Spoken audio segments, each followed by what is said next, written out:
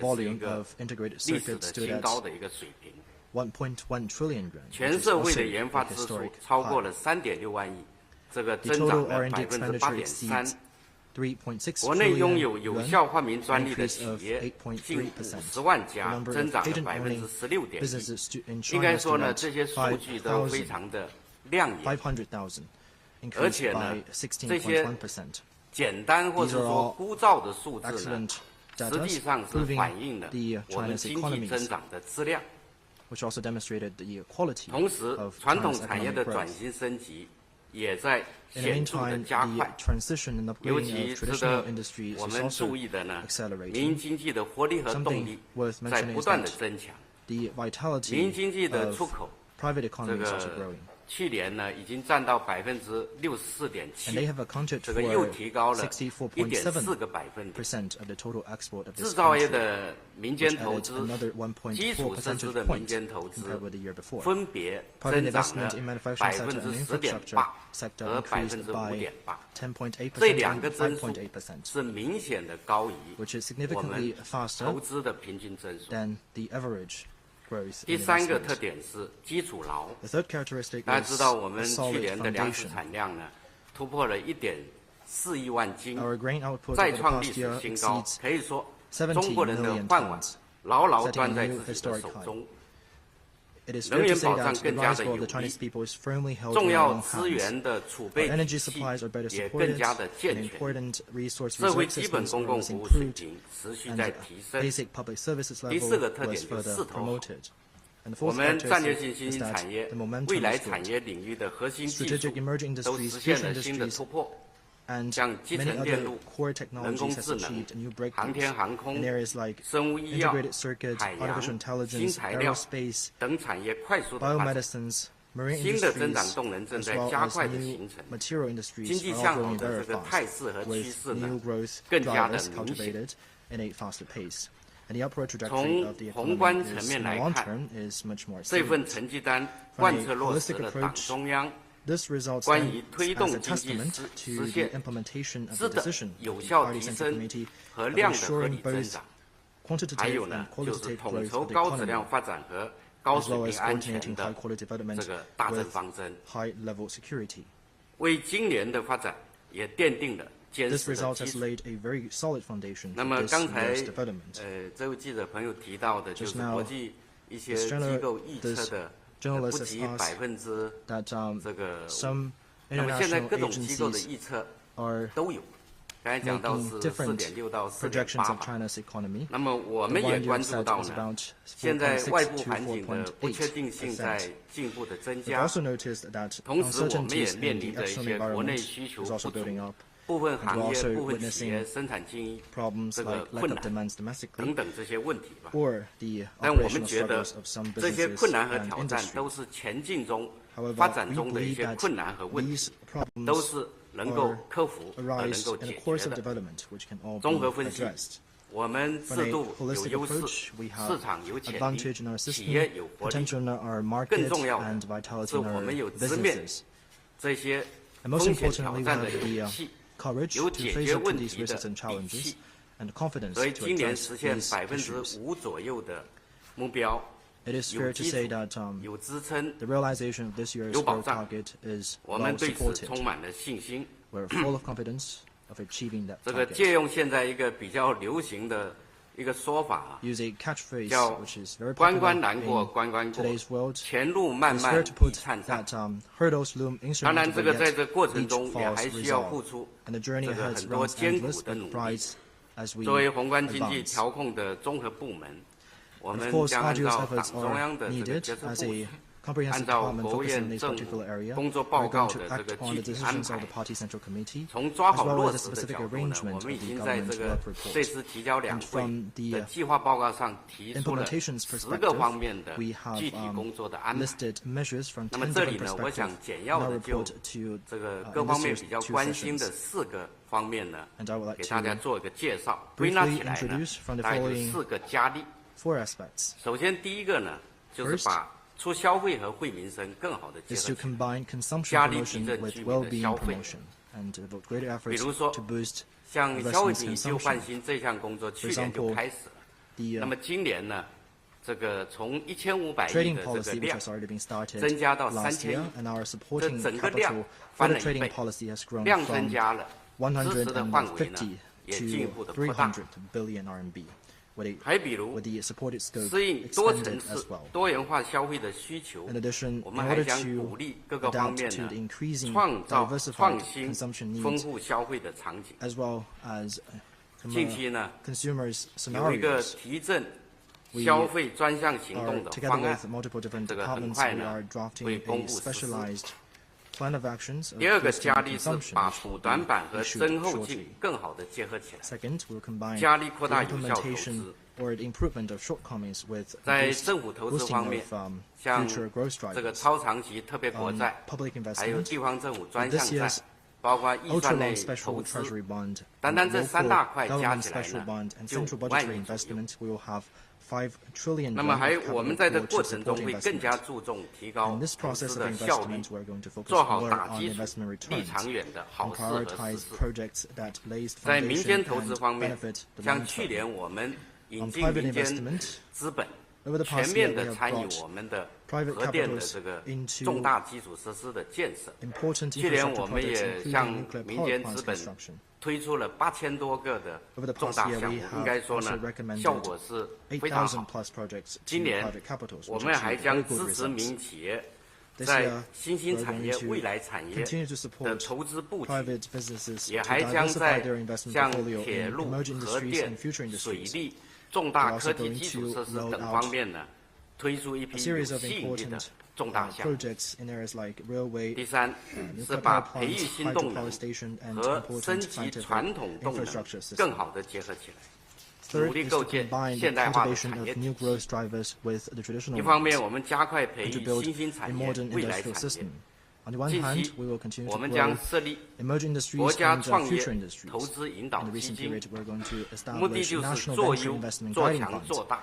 which 创 aims 新型的企 particularly 业 at promoting 另一方 innovative 面，改 businesses. 造提升传统产 On the 业。 other hand, we're going to upgrade 近 traditional 期 industries. 国务院常务会研究了 Recently, 化解 the 重点产业结构 executive meeting of the State 矛盾 Council studied 这 policy 个政策 to 措施， resolve 我们将 structural 分 contradictions 行 in 业 key industries. 出台 We're 具 going 体的 to 方案， draft 推动落后 industry-based 低效 policy 的 to 产能 guide the 退出， exit of low-performing 扩大中高端的 activities 产 and 能的供 expand 给， supply 让 of 供给侧 mid 更好的 to 适应市 high 场 and 需求的 productivity 变化。 to better let the 第 supply 四 side suits 把点上的 the 突破和 changes 面 in 上 need 的 in 提 the 升呢 market. 更好的结合起来， Fourth is to 加 coordinate 力深 breakthroughs 化 in 改革 specific 开放， areas 比如说 with 这个 development 我们 in 进一 the 步 overall 深化 picture. 实施 For example, 统一大 we're 市 going 场 to further 建设的 implement 指引 the，推 guiding 进高 principles 水平 for 的对外 building 开 a 放， unified 进一 national 步畅 market, 通国内 promote 国际 high 双 standard 循环， opening up, and further 全 unlock 面深入的开 domestic 展 international 有效 dual 降低 circulations, 全社会物流成 comprehensively 本的行 effectively 动， lower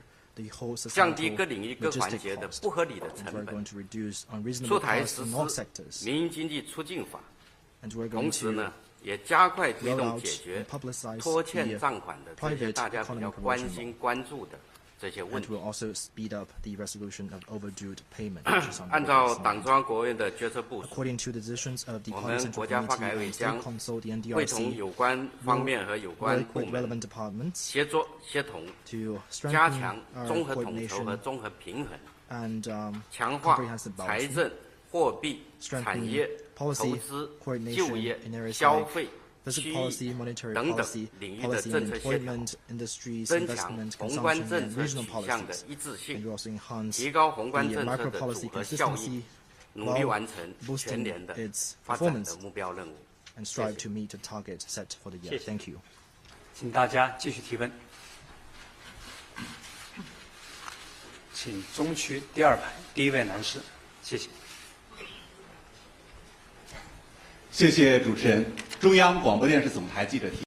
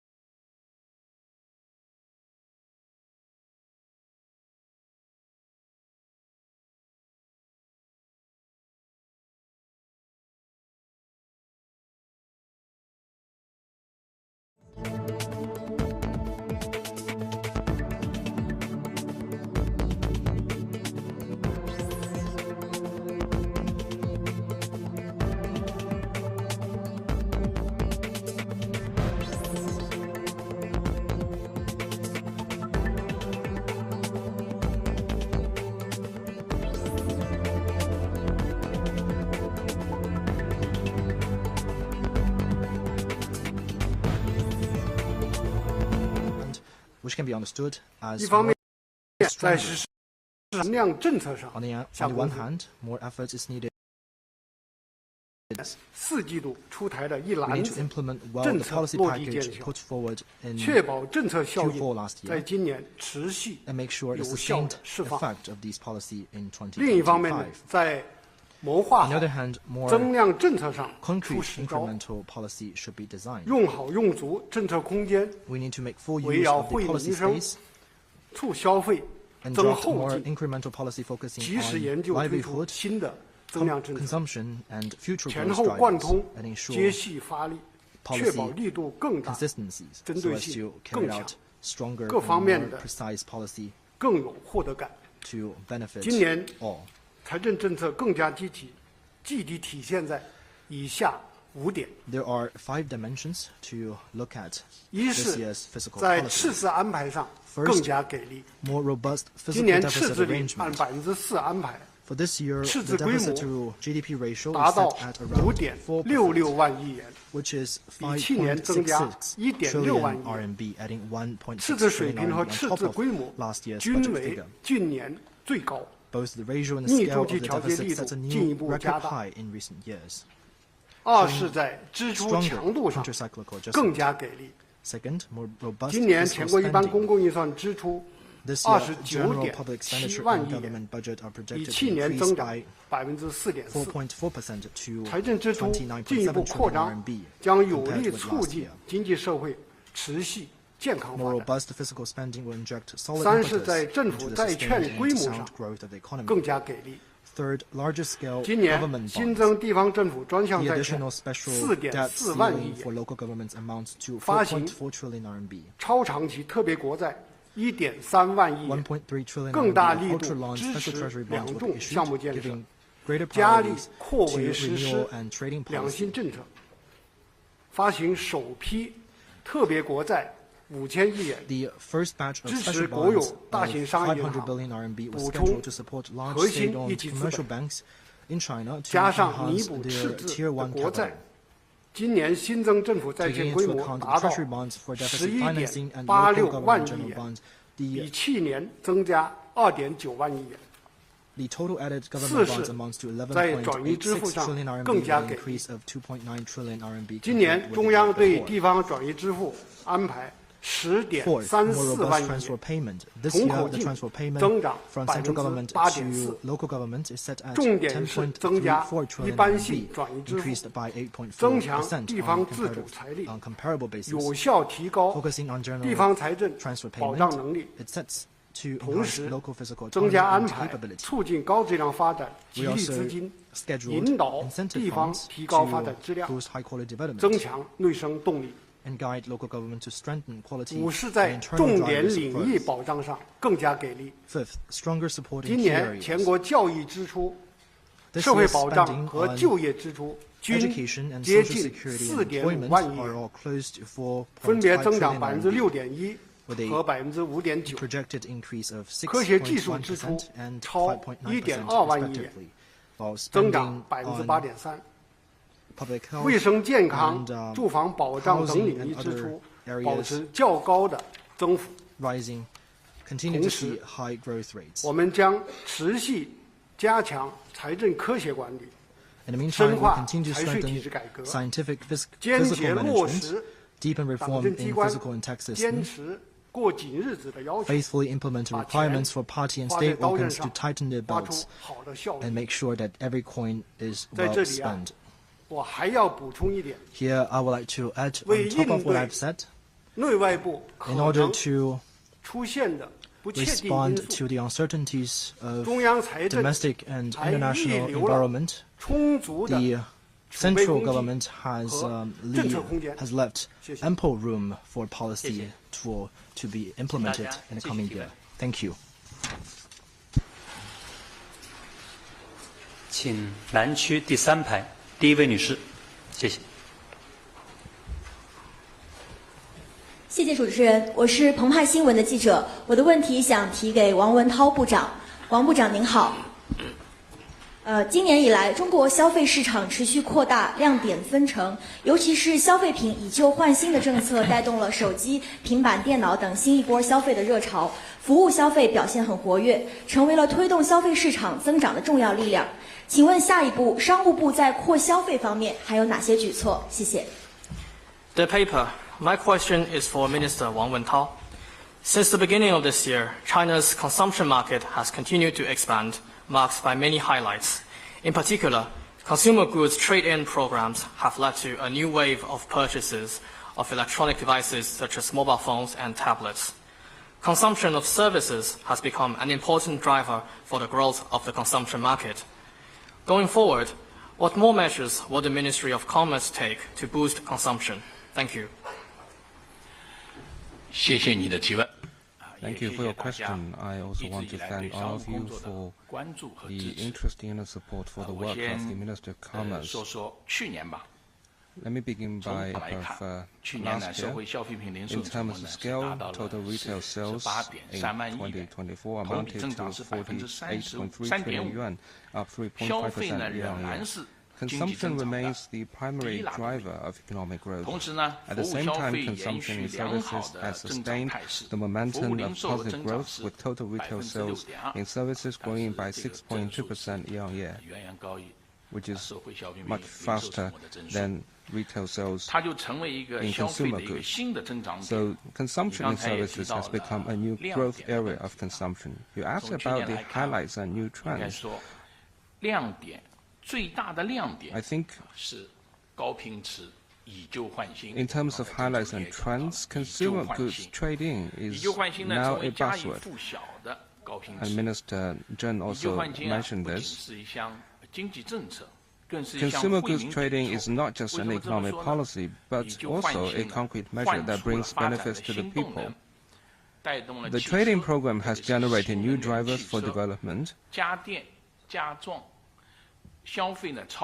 unleashed over 1.3 trillion yuan of automobile, home appliances and home decoration consumption, and boosted industrial transformation and upgrade, and the development of new quality productive forces. It's also a measure that brings benefits to the people, because more intelligent, greener and safer consumer products have entered millions of households. And through the trading program, people are now living a better and more quality life. In terms of consumption in services, you may have noticed that this year's Spring Festival saw booming sales in the consumer market. The Asian Winter Games ignited passion for ice and snow tourism. Naja 2 and other films attracted moviegoers to cinemas. The incorporation of Spring Festival into the UNESCO Intangible Cultural Heritage List gave a strong boost to inbound tourism. The Chinese New Year has become a global celebration. The momentum of consumption recovery and growth has been further consolidated. On the other hand, domestic demands remain sluggish, and the potential of consumption is yet to be fully released. Specifically, the main problems with consumption in goods include weak consumption capability and willingness, and dampened effective demand. While the main problems for consumption in services are the lack of lack of supply, especially high-quality supply. The government work report has made plans for boosting consumption and has stressed the need to stimulate economic flows and industrial upgrading by boosting and upgrading consumption. The Ministry of Commerce will work with relevant ministries on the implementation of these policies. We will combine the efforts of boosting consumption and improving people's livelihood and come up with more practical and effective measures to release the potential of consumption. And this year we will work on the following two priorities. The first priority is the continued implementation of the trading program. We will focus on expanding the program's coverage and deliver greater benefits to the people. Building on last year's policy and following the central government's decision, we have focused on meeting the actual demands of consumers and expanded the categories eligible for trading subsidies. For home appliances, the categories have expanded from 8+N to 12+N, and new subsidies have been introduced for mobile phones, tablets, smartwatches, and bands. According to statistics, by March the 5th, 310,000 applications for automobile scrapping subsidies and over 70,000 applications for automobile replacement subsidies have been received. Over 9.4 million consumers purchased over 12 million products under the 12 home appliances categories, and over 34 million consumers applied for trading subsidies for over 42 million mobile phones and other digital products.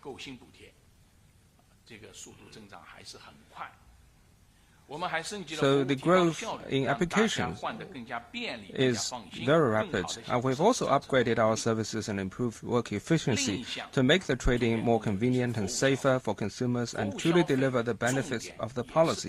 Another priority is trading services, and the key is opening to the world and revitalizing domestic market. Last year, China's per capita GDP surpassed $13,000. International experience shows that when per capita GDP exceeds $10,000, consumer demand for services will be released at a faster pace. We can see this from our own experience. In the past, people went shopping mainly to buy stuff, but now people have other options. They will choose places with good entertainment options, beautiful sceneries, and nice restaurants, which means they now care more about services. As I said, in consumption in services, the main problem lies in supply. Compared to the rapidly growing and increasingly diverse demands, new business forms and scenes featuring the integration of business, tourism, culture, and sports need to be innovated and improved. Education, medical services, health, and other sectors need to be further opened up. Gaps remain to be filled in the services for the elderly and children. Going forward, following the goal of opening to the world and revitalizing domestic market, the Ministry of Commerce will focus on increasing the supply of high-quality services to meet consumer demands in services at all levels. On opening to the world, we will promote pilot programs on widening market access in telecommunications, medical services, education, and other sectors, push for the orderly opening of internet, culture, and other sectors, and promote the comprehensive pilot programs of expanding opening up in the service sector to spearhead the opening of service sector nationwide, attract more high-quality services, and improve the quality of supply.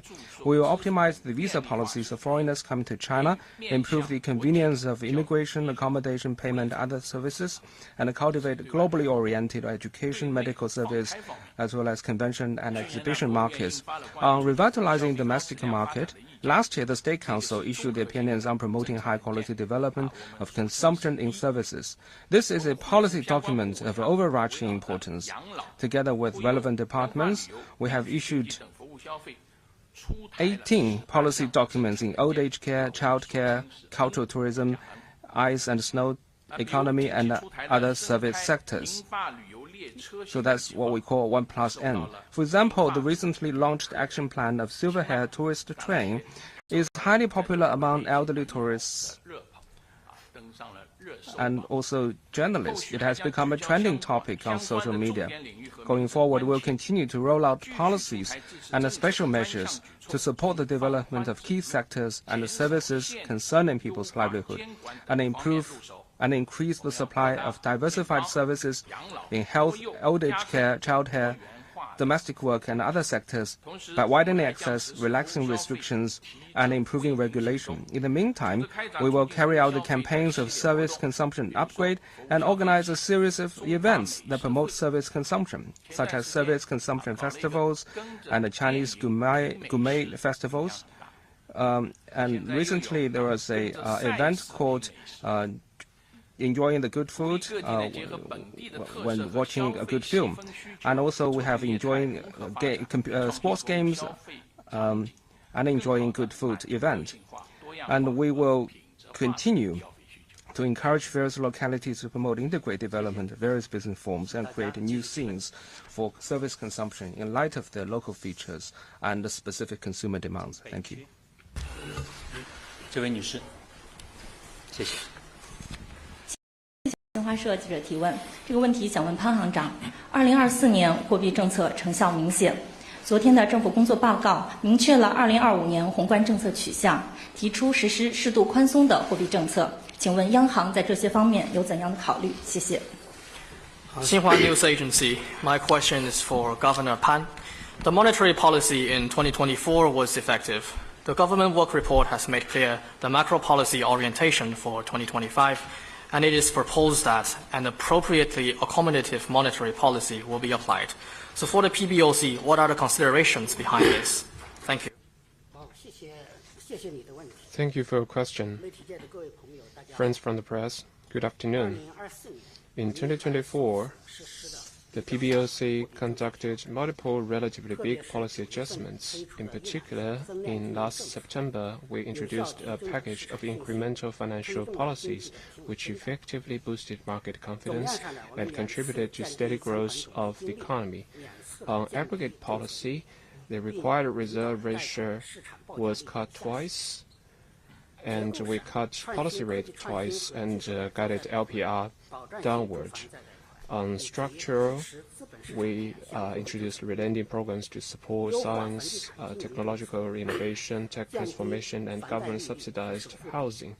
And we improved financial policies for property market and reduced mortgage rate and minimum down payment ratios and pushed for lower interest rate of existing mortgage. On exchange rate, we adopted a holistic view and maintained stable expectations and kept RMB exchange rate basically stable under complex situations.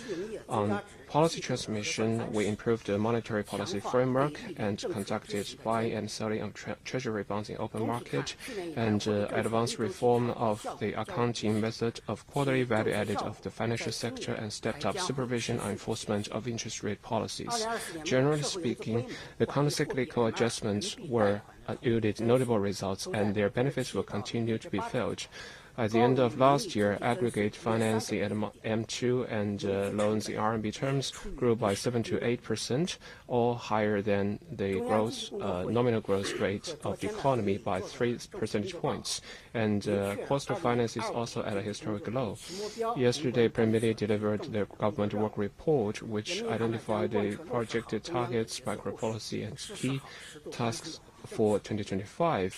The PBOC will faithfully follow the decisions and instructions of the central leadership, ensure sound implementation of the appropriately accommodative monetary policy, and strike the right balance between short-term and long-term needs, between stability of growth and risk prevention, between internal and internal equilibrium, and between supporting the real economy and keeping the health of the banking system.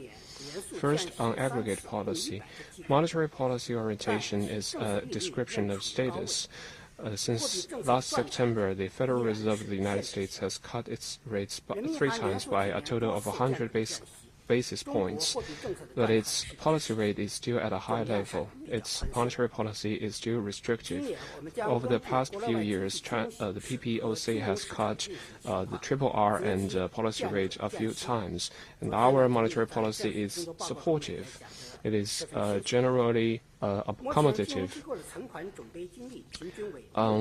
As mentioned by Premier Li yesterday, we will continue to keep abreast with domestic and external economic and financial situations and financial market operation and make a reasonable cost to RRR and interest rate at appropriate time.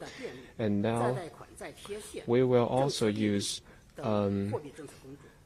a host of monetary policy tools, including open market maneuvers, MLF, relending and rediscount policy and policy rate to maintain sufficient liquidity in the market, to lower the debt cost of banks, and push for lower cost for aggregated financing, and to keep growth of aggregate financing and money supply in step with projected targets of economic growth and prices. On structure, we will strengthen financial support for major strategies, key areas, and weak links, further expand the relending for science, technology, innovation, and tech transformation, expand the coverage of policy support, and it is all instruments under structural monetary policy to guide financial institutions to increase your input of credit to support sci-tech finance, green finance, small and micro businesses, and pension finance. And we will consider new instruments to give special support to investment and financing in sci-tech innovation to boost consumption and ensure stable trade. We will use the monetary policy tools in support of capital market and work with the CSRC to explore day-to-day institutional arrangements and support the steady development of the capital market. And third, on policy transformation, and will further improve the interest rate adjustment framework, continue to strengthen regulation of and on enforcement of interest rate policies, and we will advance measures such as capital replenishment by banks, ensure smooth function and monetary policy transformation, and guide banks to make well-informed assessment of risks. We will also step up synergy and coordination with the fiscal policies to ensure the sound delivery of the proactive fiscal policy, and so as to facilitate dynamic equilibrium between industry supply and demand and support economic structure transformation and upgrade, and also the shift from old growth drivers to new ones. At the same time, we'll work with the fiscal side to ensure the monetary policy has synergy with fiscal interest discount and risk compensation and other measures.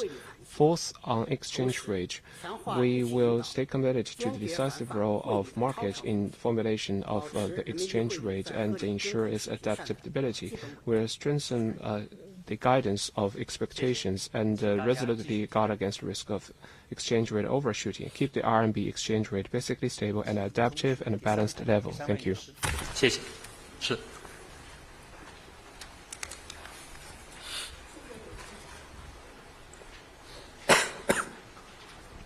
谢谢主持人。上海证券报中国证券网记者提问，我的问题想提给吴清主席。去年4月，国务院发布新国9条，证监会及相关方面配套出台了若干政策文件，请介绍一下相关政策文件的实施情况。政府工作报告提出要更大力度促进股市健康发展，证监会下一步有哪些考虑？ Shanghai Security News.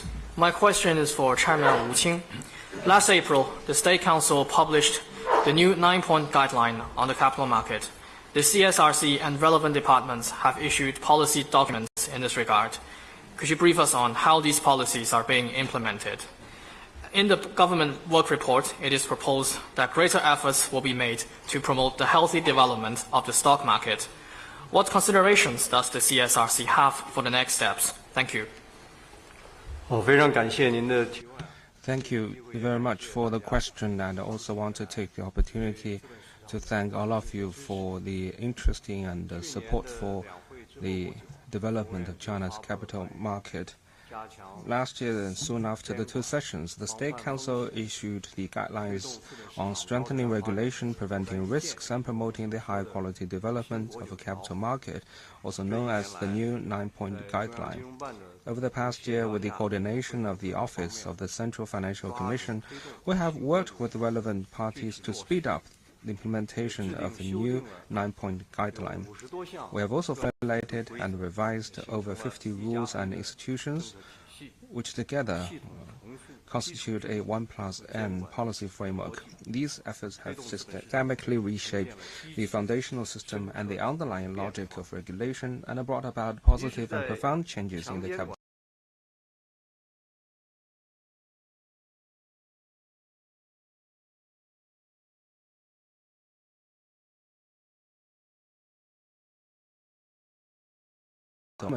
Across the whole process of IPO, information disclosure, corporate governance, merger and acquisition, reorganization, trading, and delisting.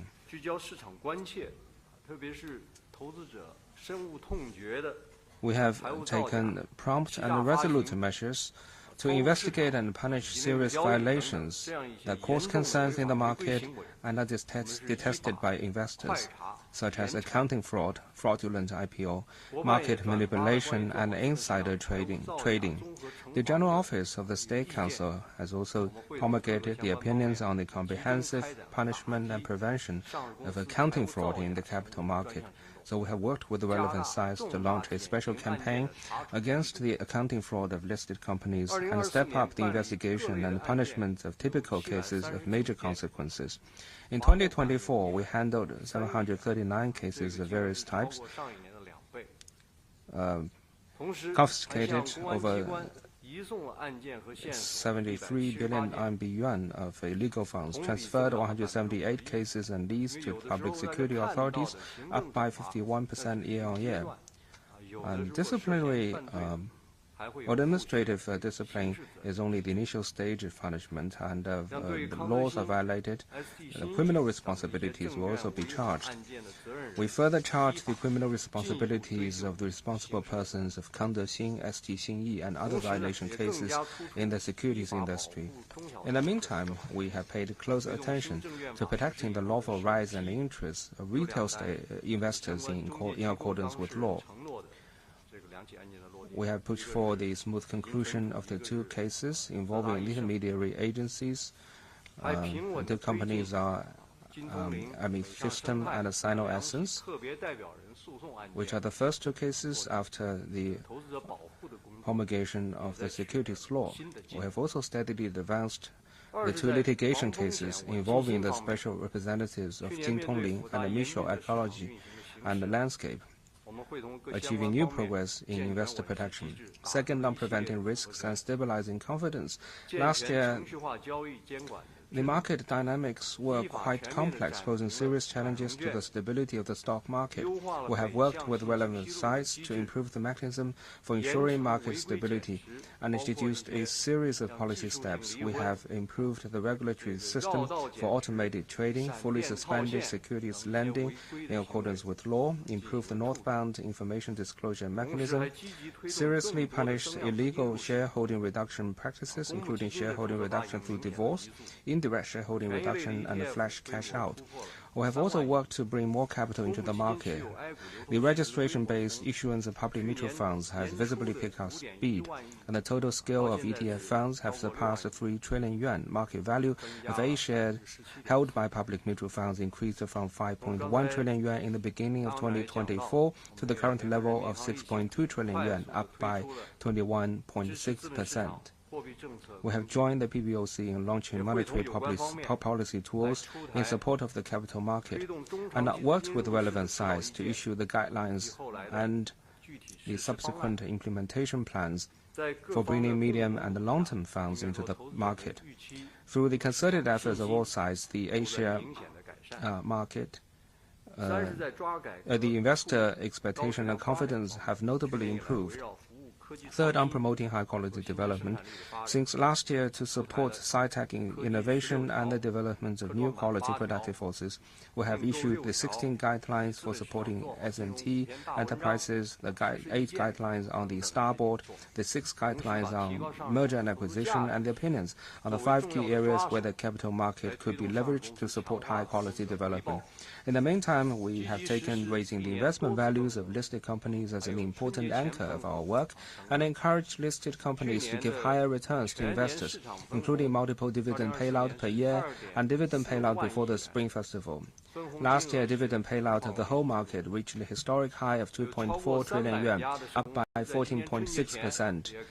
More than 300 listed companies initiated dividend payout in the 2 months leading to the Spring Festival, with a total amount of over 340 billion yuan, which is another record in history. Last year, listed companies repurchased nearly 150 billion yuan of shares, also a new high. On the whole, the total amount of dividend payout and share repurchase far exceeds that of IPO, refinancing, and shareholding reduction. The dividend yield of the CSI 300 index has reached 3.4%. An ecosystem with greater balance between investment and financing is quickly taking shape in the market. The Central Economic Work Conference and the recently held meeting of the Political Bureau of the CPC Central Committee both stressed the importance of stabilizing the real estate and the stock markets. And in the government work report delivered by the Premier yesterday, the goal of stabilizing the real estate and stock market have been included in the opening chapter, which is also a new development. We will resolutely implement these decisions and continuously push forward the implementation of the new 9-point guideline and the 1-point policy framework.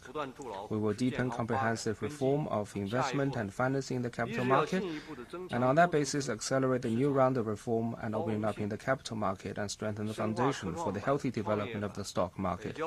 First, we will strengthen the inclusiveness and the multi-tiered market system. We will deepen reform of the Starboard, the Growth Enterprise Market, and the Beijing Stock Exchange, improve differentiated arrangements involving IPO, information disclosure, and the sector structure, and promote the concentration of market resources in new industries, new business forms, and new technology fields. Second, we will further improve the coordination of investment and financing. We will strengthen the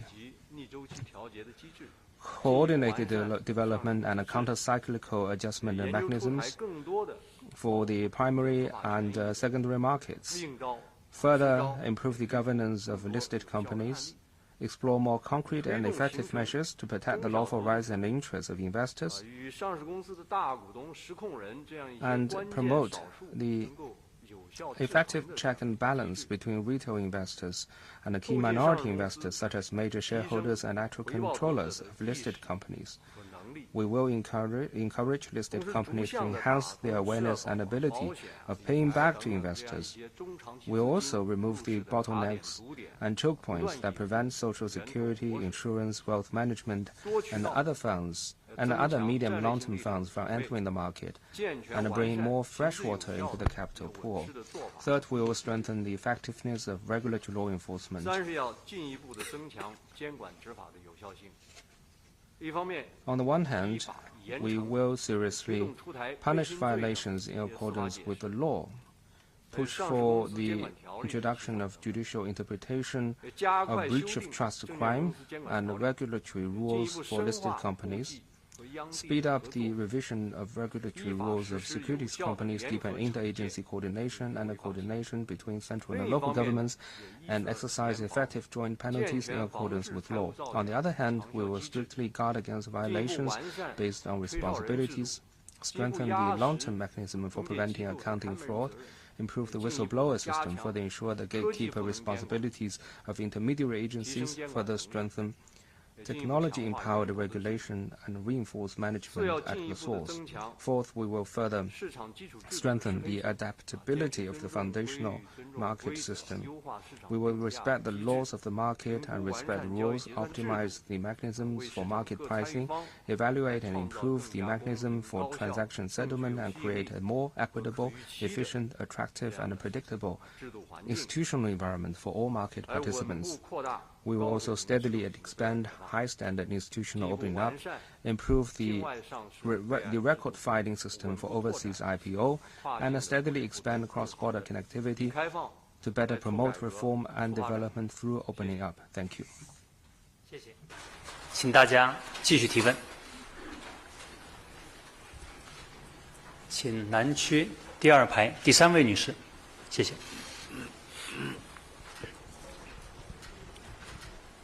谢谢光明日报记者提问，我的问题是给蓝部长的。去年6万亿元债务置换政策推出后，国内外都很关注，想请您谈一谈政策实施的效果，以及下一步还有何考虑。Guangming Daily. My question is for Minister Lan. The 6 trillion yuan debt replacement policy has drawn much attention from both China and other countries. Could you please brief us on the effects of the policy and what are the considerations for the next steps? Thank you. 关心的问题也正是我们 The issue I've raised is also a priority in our work.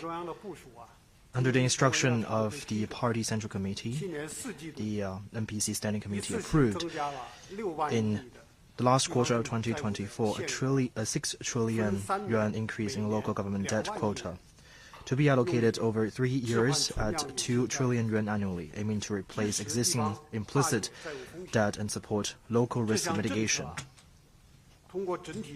Through the policy design and institutional reconstruction, this policy proactively resolves risks while supporting local government to free up more funds and resources to support high-quality development. With this single policy, we have accomplished at least 3 major things. First, the pressure of debt was significantly alleviated and the risks mitigated. After the policy was introduced, local governments quickly carried out implementation.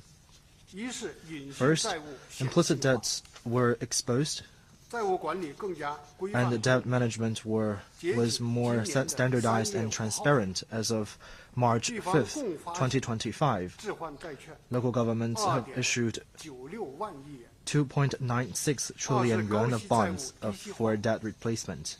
Second, high interest rate debts were replaced by low interest rate debt. The 2 trillion yuan replacement bond in 2024 achieved a significant interest rate reduction by 2.5 percentage points, with some places experiencing a steeper decline. And these reductions are projected to save over 200 billion yuan of interest rate payment in a 5-year period, which significantly alleviated their pressure for interest rate payment. Third, priority was given to urgent and high-risk hidden debts so as to ensure financial security. Second, the space for fiscal policy and drivers for economic growth were further strengthened. Given the challenges in balancing payment in local government, through the debt replacement program, we have removed the bottlenecks in the economic circulations. Local governments have improved capital flows, allowing more solid support to sci-tech companies and small and medium-sized enterprises with capitals and financial resources. And on top of this, priorities in livelihood projects were better supported. Making full use of this policy, the local governments have freed up more resources to support bottom lines, including the 3 guarantees, as well as compulsory education, basic elderly care, basic health care, and subsistence allowance systems, etc. And finally, it helped to support high-quality development, as local governments now have more resources to support sci-tech innovation and consumption. And the spending in these areas are increasing faster than the year before. Third, significant progress was made in financing platforms reform, and the optimization of financial environment continued. The debt replacement policy has effectively driven the exit of financing platforms. In the last quarter of last year, after the introduction of the debt replacement policy, 4,680 financing platforms were closed, accounting for more than 2/3 of the whole year. In the meantime, through driving the optimization of financial institutions' asset quality and enhancing their willingness to allocate credits, we can better serve the development of the real economy. Like what you have said, the implementation of as the implementation of the policy continues, it was widely welcomed by local governments and received positive feedbacks from major rating agencies and international organizations, as well as experts and scholars, proving that it is a wide choice from the Party Central Committee. The replacement policy has achieved a very good start, with policy effect being unleashed continuously. In the future, we will continue to focus on implementation and strive for greater performance of the policy.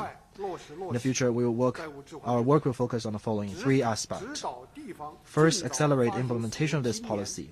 We will guide local governments to use the 2 trillion yuan quota of this year as soon as possible to replace hidden debts in a great precise manner, carried out whole process and whole chain supervision of the replacement fund so as to strive for early results of the policy. Second, continue to promote reform of financing platforms. We will divest local platforms of their government financing functions, implement classified market-oriented transformation based on actual conditions, and strictly prevent SOEs and public institutions from continuing borrowing under new disguises. And thirdly, we will resolutely prevent newly added hidden debts. We will further optimize our monitoring system with a focus on preventing illegal borrowing, uphold the principle of not adding hidden debts, and resolutely resolve existing debts while preventing new ones from arising. Thank you very much. 请大家继续提问。请中区靠后第4排这位多次举手的男士，第2位，对，第4排第2位，好，谢谢。谢谢主持人。人民日报、人民网记者提问，我的问题是提给郑主任。去年以来，心智生产力成为经济工作的高频词 ，AI 大模型、人形机器人、国产原创药等不断涌现，在国内应用如火如荼，在国际上也引起了很大的轰动。请问，我国心智生产力发展取得了哪些成果？国家在培育心智生产力方面还将有哪些重要举措？谢谢。People's Daily. My question is for Chairman Zheng. Since last year, new quality productive forces has become a key word in economic work. New breakthroughs such as large AI models, humanoid robots, and homemade innovative drugs have emerged one after another. In addition to being widely applied in China, they have also created a significant impact worldwide. My question is, what has China achieved in developing new quality productive forces, and what more important measures will the government take to foster new quality productive forces? Thank you. 谢谢您的。Thank you for your question. The information you have shared, or the feeling you have shared, we have the same feeling with you. Over the past year, we have saw many highlights in sci-tech innovation. We got these immersive waves of cutting-edge innovation. These has delivered countless surprises to all of us, which has attracted wide attention from home and abroad. It is fair to say that new quality productive forces are reshaping our work and life. I have 3 deep impressions to share with all of you. First is faster breakthroughs. You have already mentioned that the much popular integrated circuit, both of the production and export, have set a new record high. More and more products are now equipped with Chinese chip. AI large language models have shown heated race with dark horses emerging everywhere. The application of industrial robots has also been promoted. Humanoid robot is also fast approaching commercial application. And a batch of internationally competitive homemade drugs are also emerging. There are more examples to come, and we have more cases ready at hand to share with you. And we got this feeling that many of the scenarios painted in sci-fi movies of the past are now turning into realities. China is now making proud strides at the very forefront of the sci-tech innovation of the world. This, from different perspectives, some forces in the international community are trying to contain China, but these kind of efforts will only propel China's effort in terms of scientific innovation. Second is on faster industrial upgrading.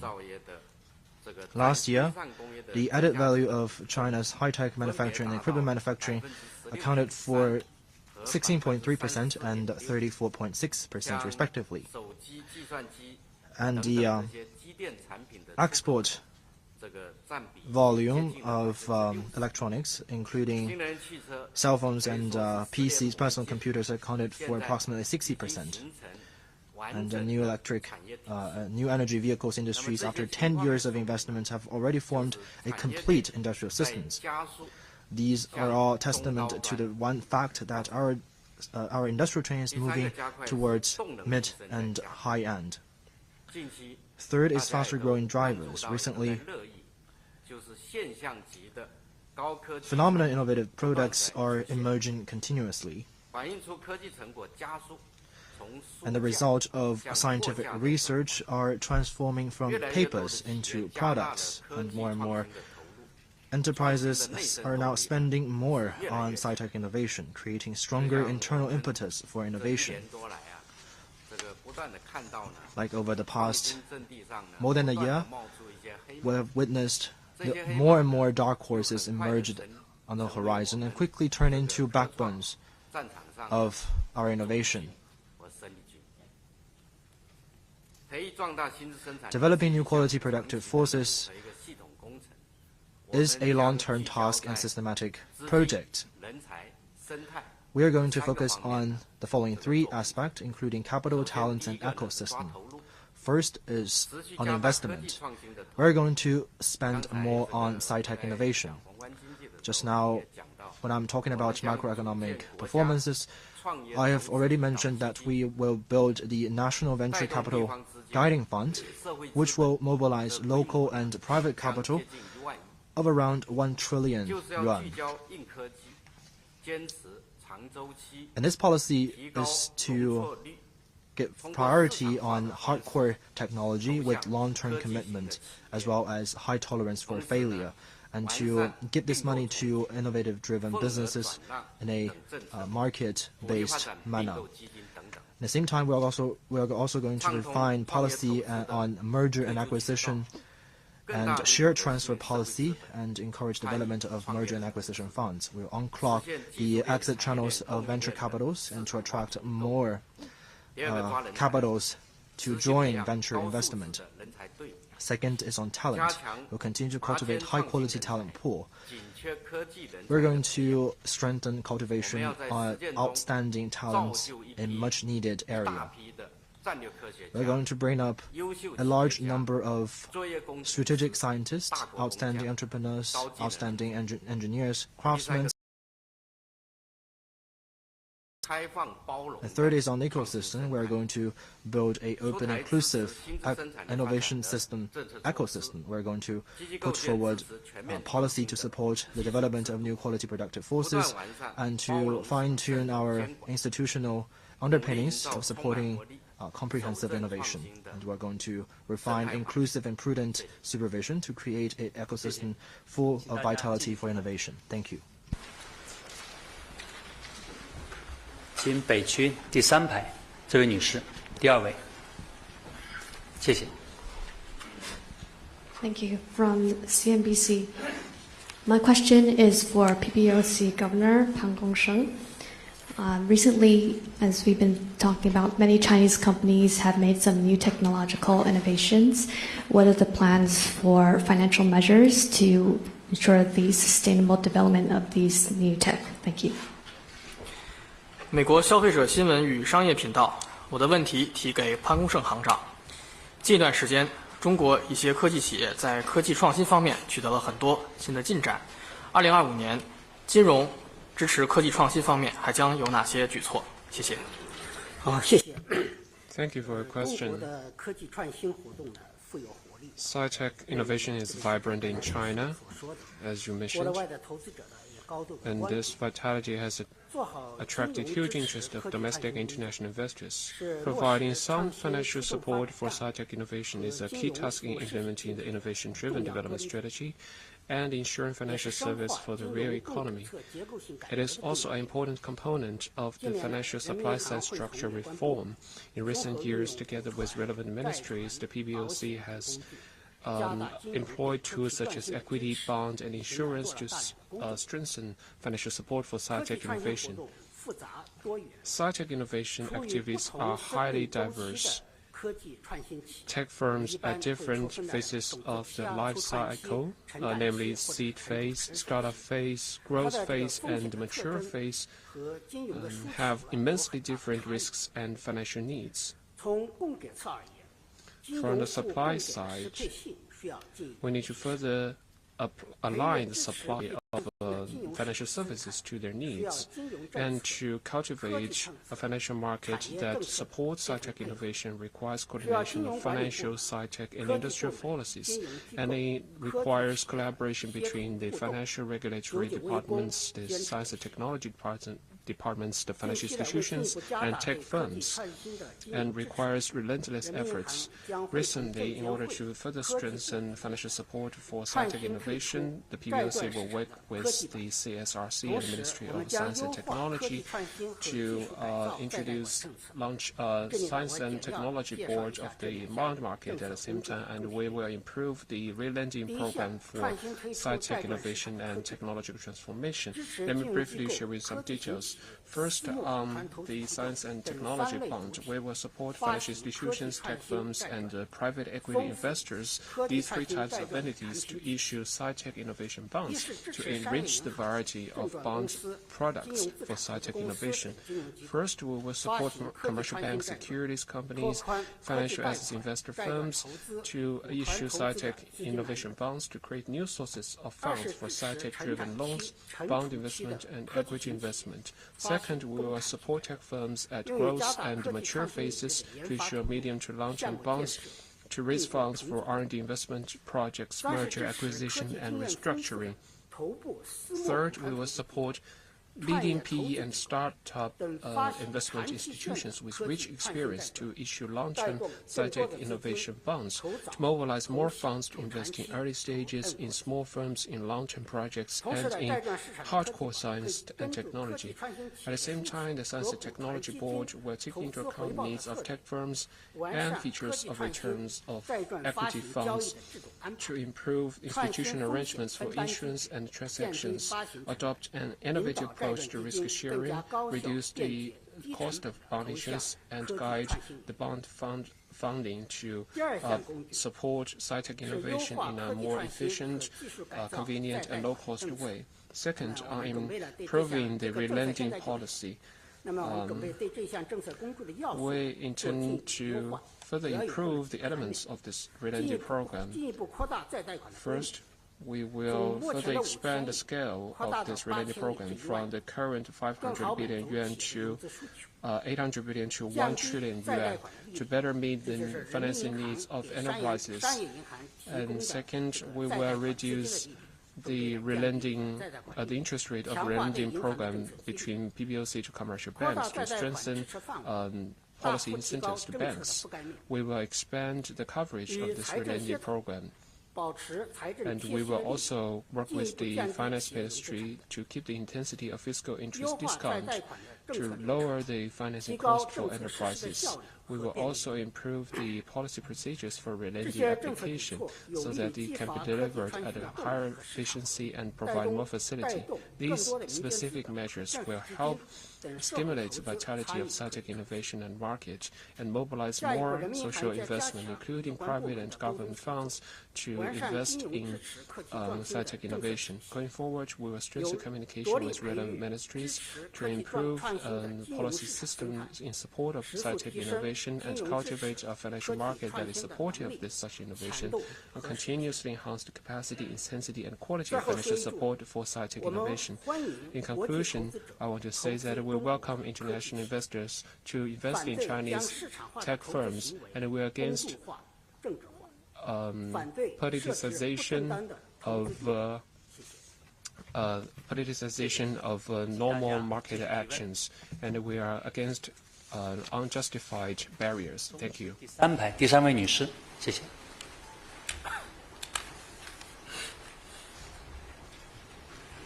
深圳卫视直新闻记者提问，想请问王文涛部长，去年外部压力加大，内部困难增多，但中国外贸交出了一份亮眼的成绩单，对经济增长的贡献加大。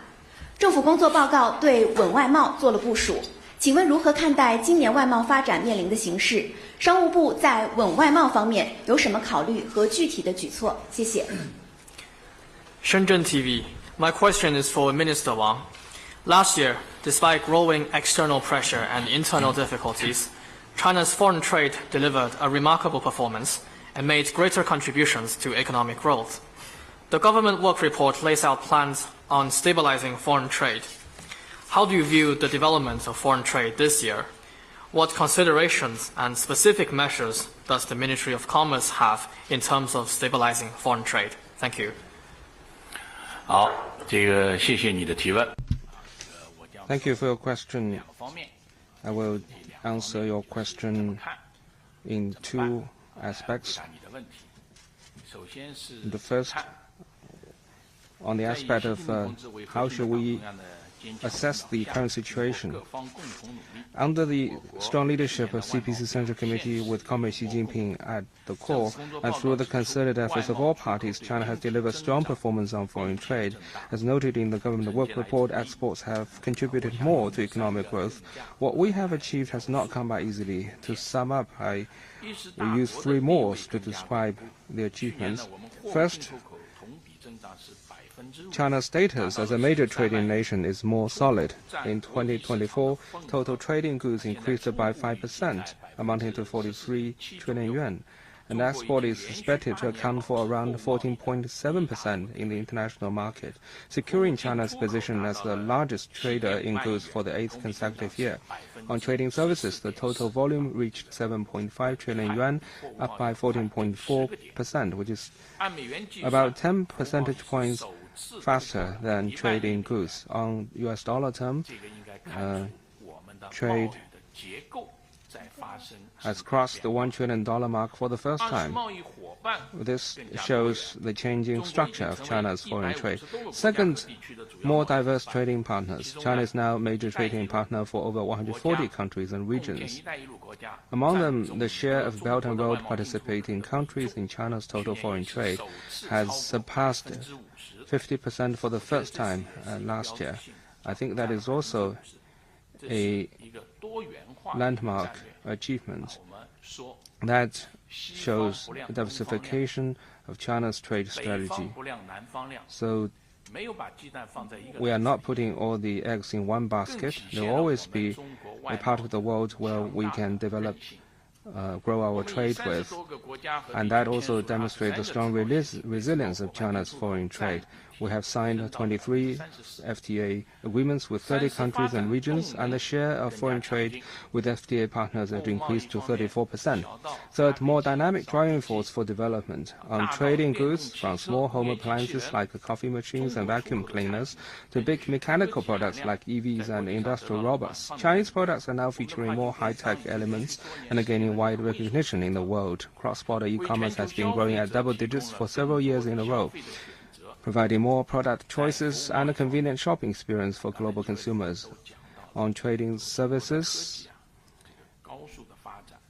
as my colleague said, China's technological advances, including AI, quantum technology and cloud computing, are creating new paradigms for service trade.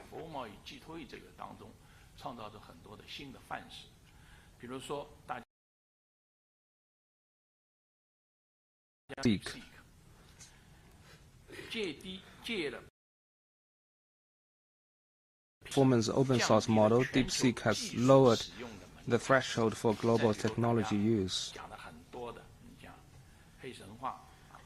And Black Myth Wukong is another example. The Datu, the film. And the charm of these products have paved the advance of technology has paved the way for Chinese games and films to explore the global market. While at present the negative impact of external environment is deepening, unilateralism and protectionism are on the rise. Certain countries waving the stick of tariffs, disrupting the order of international trade, and bringing shock to the global production and supply chains. China's foreign trade is confronted with serious challenges. In light of the situation, the Party Central Committee has laid out plans And the government work report has also established clear pathways. So answer the second part of your question, what are we going to do? Going forward, we will make utmost efforts to stabilize foreign trade by stepping up policy implementation, expanding trade increments, and supporting companies. First, on stepping up policy implementation, we have adopted a series of policies to promote the stable growth in foreign trade. Various localities and departments are already in action. Some have issued rules of implementation, and some have formulated matching initiatives. We will work with them to implement these policies to good effect.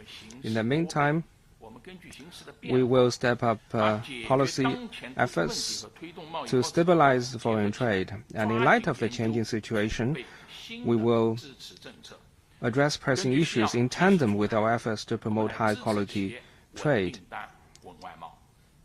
And we will expeditiously to explore and reserve new supportive policies, which will be rolled out when necessary to support companies in securing orders and exploring markets. Second, on expanding trade increment, we will push for the building of a new group of cross-border e-commerce comprehensive pilot zones, speed up the application of digital technologies in trade, vigorously expand green trade, and provide better public services. On trading services, there is still great space for development. In terms of scale, trading services still account for a mere 14.6% in China's foreign trade. Structure-wise, China's service trade remains largely underpinned by traditional services, while knowledge-intensive services account for only 38.5%, with a significant gap compared to developed countries. To expand foreign trade increment, boosting service trade through innovation should be an important part of our efforts. Our work in this area also has two priorities. One is promoting opening up and building platforms. Last year, we issued a negative list of cross-border service trade, both the nationwide edition and the one for pilot-free trade zones. This is a milestone in the opening of China's service sector. We will fully implement these two negative lists and steadily promote tiered opening up. We will also launch the building of the national demonstration zones on the innovation-driven development of trading services and cultivate a number of demonstration platforms on the comprehensive reform and opening up of trading services to provide replicable experience for nationwide implementation. The other priority is promoting integration and ensuring real effect. We will step up efforts in inbound tourism, digital services, professional services, and bonded area plus services, promote integrated development trading goods, trading services, and digital trade, and cultivate new growth areas and new drivers of foreign trade. Third, on supporting companies to address the difficulties and challenges confronting foreign trade companies, we will further expand the scale and the coverage of export credit insurance and increase the support of financial institutions, services for them. We will continue to leverage the platforms of major exhibitions, including CIE, the China Import and Export Fair, the China International Fair for Trading Services, and the Global Digital Trade Expo, and support the participation of companies in exhibitions both home and abroad to expand the channels of trade and find more trade opportunities and partners. We are ready to negotiate and sign FTA agreements with more interested countries and regions, further expand the cooperation frameworks for trading services and digital trade, raise the level of trade liberalization and facilitation. Recently, my colleagues and I have met with many representatives of foreign businesses. They told me that the situation is rapidly changing, and they're also confronted with some difficulties. But they also told me that over the years, China's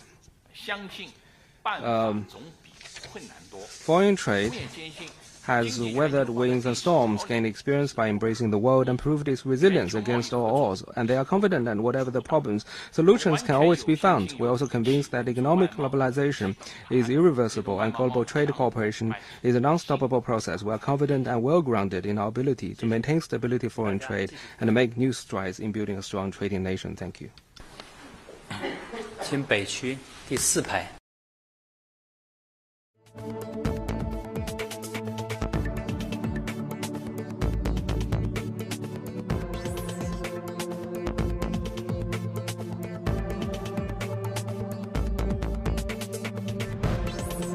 DeepSeek 热将推动中国科技企业的价值重估，请问您怎么看待这一现象？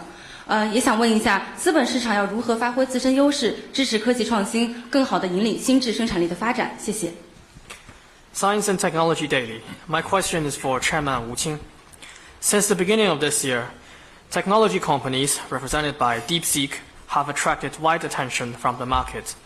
Many international investment institutions believe that this enthusiasm for DeepSeek may lead to a revaluation of Chinese tech firms.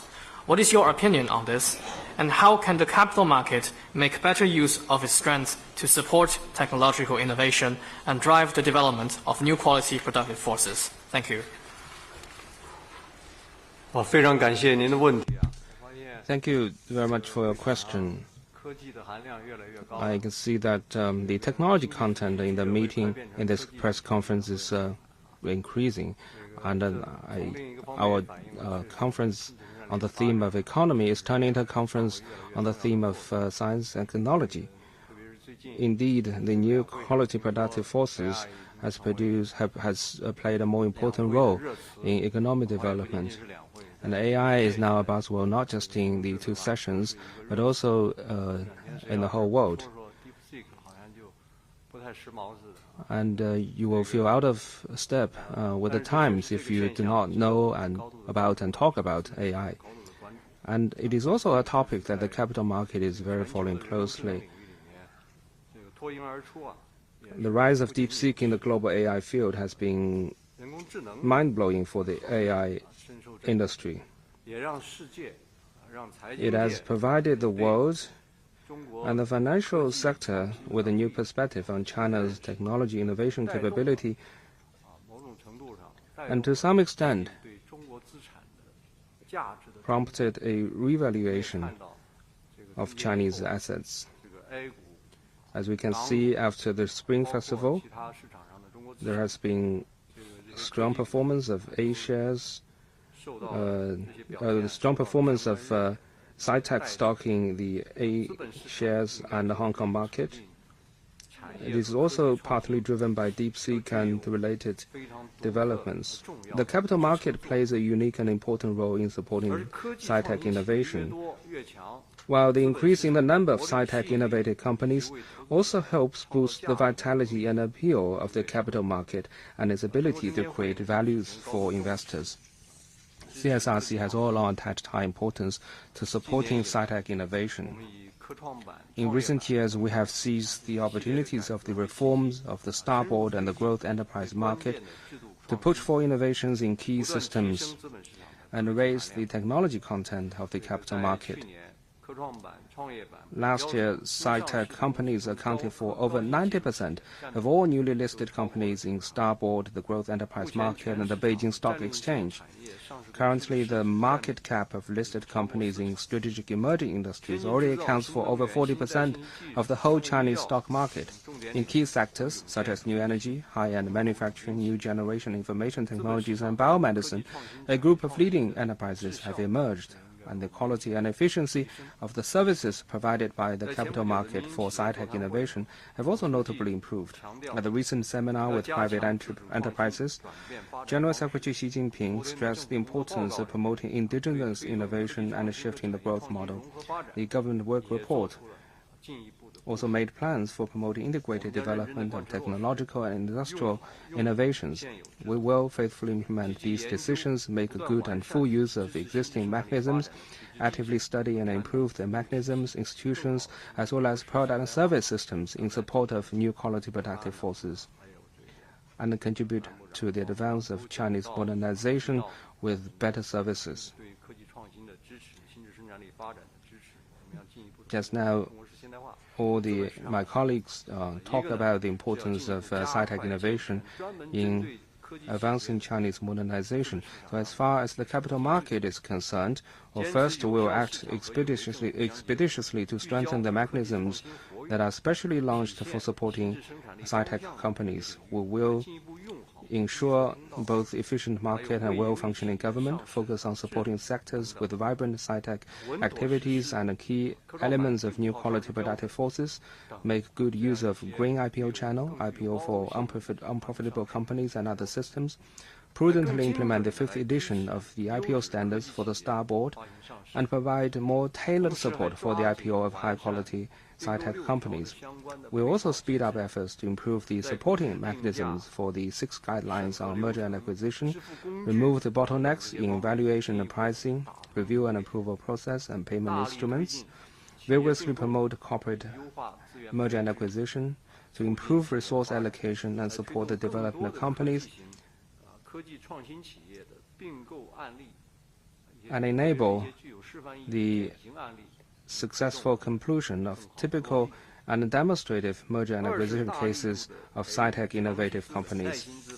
Second, we will vigorously cultivate long-term capital and patient capital. And as Chairman Zheng said, the central government is introducing some substantial policy initiatives to support the relevant efforts. Globally, the rise of many pioneering sci-tech companies is attributed to the founding of long-term and patient capital. Only by enduring the solitude of a decade-long grind can one achieve the brilliance of a stunning breakthrough. We will further encourage private fund investors and managers to follow a long-term approach and provide more long-term support and value-added services to help sci-tech companies focus on their main business, dedicate themselves to scientific research, pursue innovation, and build the foundation for a sustainable business. We will also improve the regulatory rules and the mechanisms for private and venture capital funds and open up more market exit channels by optimizing the reverse link-up policy and advancing the pilot program for physical distribution of shares to investors, improving the transfer system for fund shares, and supporting the development of secondary market funds for private equity or the S funds, and also the M&A funds.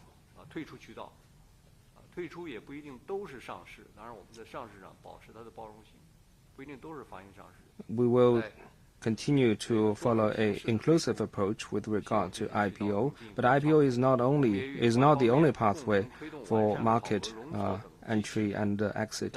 We will work with relevant sides to improve the error tolerance in performance evaluation and other mechanisms, support the expansion of funding sources through multiple channels, and promote the healthy cycle of fundraising, investment management, and exit. Third, we will increase the supply of financial products and services in support of sci-tech innovation. Governor Pan from PBOC talked about bonds, but as far as the capital market is concerned, we also have quite a number of instruments. An IPO is not the only way for capital market to support sci-tech companies, and a stock is not the only instrument either. Many other products and instruments such as bonds, convertible bonds, preferred stock, equity, and futures can also play a big part. Together, they can provide companies with a steady stream of financing support and services, like passing the baton in a relay race. For instance, the bonds issued by sci-tech companies have now reached the level of 1.2 trillion yuan, which is not a small figure. We will continue to take coordinated steps to support sci-tech innovation, further improve the registration process for issuing sci-tech innovation bonds, steadily promote the securitization of IPR assets, and provide more comprehensive and efficient capital market services for sci-tech innovation. Sci-tech innovation is a process of exploring the unknown. While generating new drivers, it also brings with it new risks. So in different sectors, in different aspects of the life cycle, it may face different risks. Sci-tech companies often have uncertain business performances and a long waiting period for profitability. Once successful, they may undergo explosive or exponential growth, but if failed, they may also pay a huge price and even go bankrupt. This is the laws of the market and also the laws of innovation. So we do hope that the market will view the risks in the growth of sci-tech companies in a comprehensive, objective, and a cool-headed manner, and adopt proper methods and tools to manage risks and gain profits. We should also give more understanding and tolerance to the listing of unprofitable companies, and work together to foster a more healthy and a sound market environment for the development of new quality productive forces. And the innovation in the market ecosystem is a very important part of the efforts. Chairman Zheng also talked about this. And understanding and tolerance are also important. So this is my response to the question. Thank you. 提问，请南区第一排这位多次举手的女士，对，第4位，第一排，是的。谢谢。浙江日报潮新闻提问，我想问个民生的问题，想提给郑山杰主任。我们关注到今年两会期间，代表委员们就民生这个领域提了不少新的期待，群众讨论最多的也是民生这个话题。所以想请问国家发改委，在今年的工作中，就这项领域会有什么针对性的举措？谢谢。Zhejiang Daily, my question is for Chairman Zheng. During this year's 2 sessions, NPC deputies and CPPCC members have brought forward many new expectations regarding people's well-being. This is also the most discussed topic among the public. So my question is, what targeted measures will the NDRC take this year? Thank you. Thank you.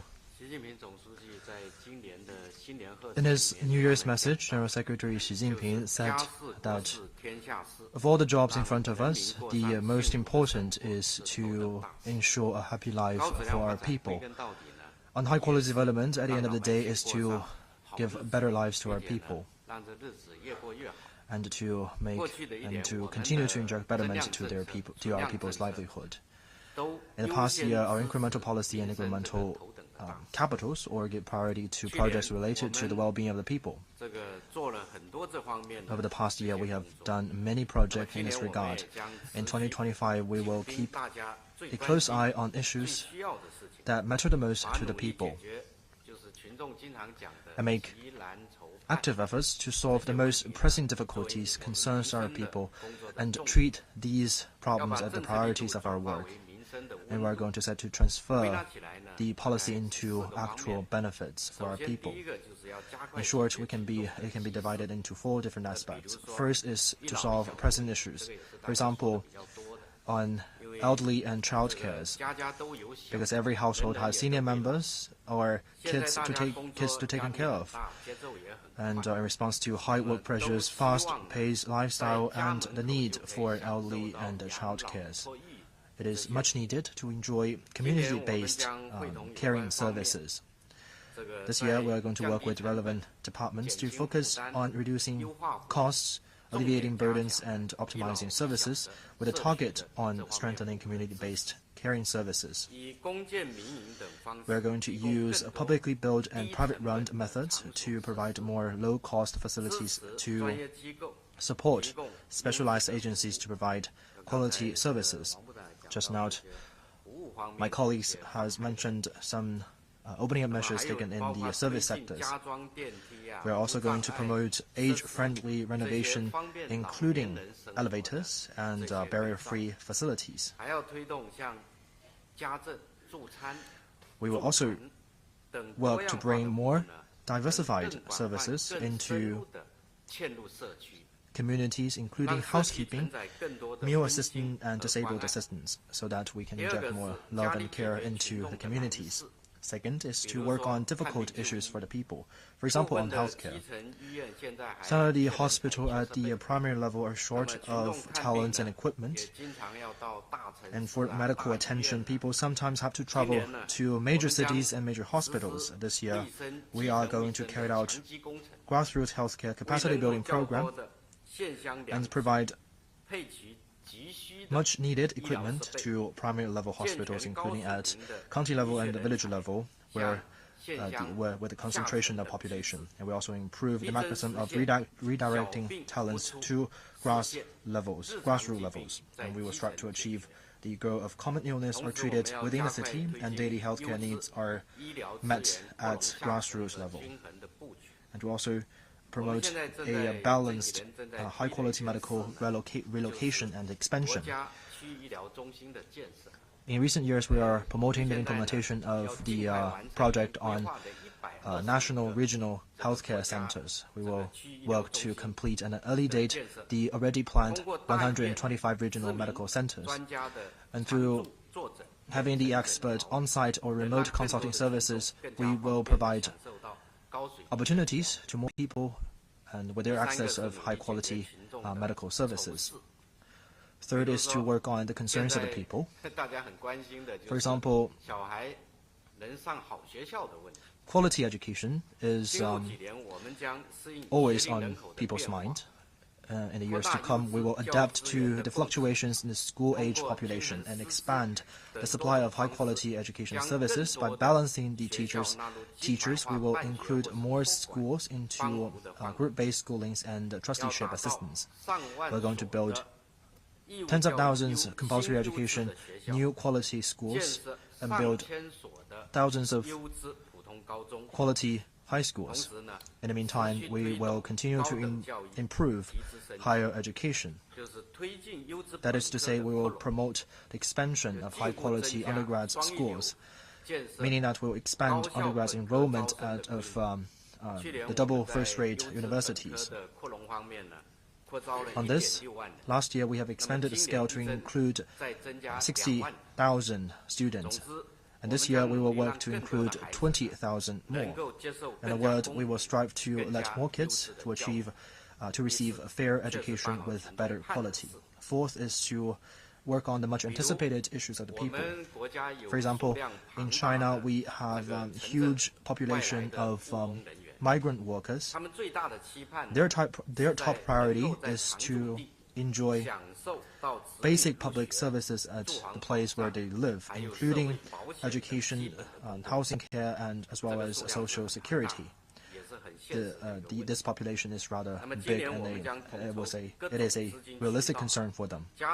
This year, we are going to coordinate all channels of our resources, give more support to the regions with more labor inflow, and will draft city-based implementation plans and strive to transform these migrant workers into new citizens of the urban population and enjoy equal basic public services like registered populations. In a word, the concerns list of the people are the to-do list of my department. We will check all the boxes one by one and case by case. Thank you. 请大家继续提问。请中区靠后第4排第1位女士。是的，谢谢。谢谢主持人。香港商报记者提问，我的问题提给蓝佛安部长。部长您好，提振消费是今年两会热议的高频词，请问政策的真金白银将如何支持消费？谢谢。Hong Kong Commercial Daily. My question is for Minister Lan Fuan. Boosting consumption is a keyword during this year's 2 sessions. So what kind of specific policies will be adopted to support consumption? Thank you. 谢谢你的提问。 Thank you for your question. In 2024, the central government has arranged 150 billion yuan ultra-long special treasury bond to support consumer product trading, which drove related products sales to exceed 1.3 trillion yuan, including home appliance and cars, which was widely recognized. And this has already been touched upon by my colleagues earlier. This year, the Party Central Committee has proposed to vigorously boost consumption. It is a decision that will be faithfully implemented by fiscal departments. We will coordinate existing policy with incremental policy, the optimization of supply with the expansion of demand, and the revitalization of consumption with livelihood improvement, stimulus to current consumption with strengthening future drivers of growth. And there will be a stronger and more targeted policy to be drafted to support consumption. And the policy will focus on the following areas. First, we will set to promote direct subsidies to consumers, expand and intensify the implementation of consumer good trading program to unleash consumer demand. This year, we have arranged 300 billion yuan of ultra-long special treasury bond, doubling the figure of last year. We have also included products like phones and tablets, which directly reduced their cost for consumers. And before the Spring Festival of this year, the early allocation of 81 billion yuan in subsidy funds gives the opportunity to the consumer to properly benefit from the policy dividend. Second, we also have to increase investment in livelihood-related sectors to stabilize household income, strengthen social security, and boost consumer confidence. For senior citizens, this year, basic pension for rural and urban residents will be increased. Pensions for retired workers will also be raised to appropriate level, which will benefit more than 300 million people. In the meantime, we will also provide better support to the services to the disabled elderly citizens. For babies, there will be child-raising subsidies. We will establish a national support system for preschool education. For students, the standards for subsidies will be further raised, while the coverage of the policy will be expanded. The national students' loan interest exemption and principal payment deferral policy will be continued. It is expected to benefit over 3.4 million people. For rural and urban residents, their basic medical insurance subsidies has been increased by 30 yuan, reaching 700 yuan per person annually. For low-income groups, subsidy levels will be raised continuously, and policies for extremely impoverished individuals, subsistence allowance recipient, and other disadvantaged groups will be further implemented. For employment vulnerable groups, we will implement a comprehensive policy framework integrating subsidies, unemployment safeguards, skill training, welfare job placement to stabilize their employment and income.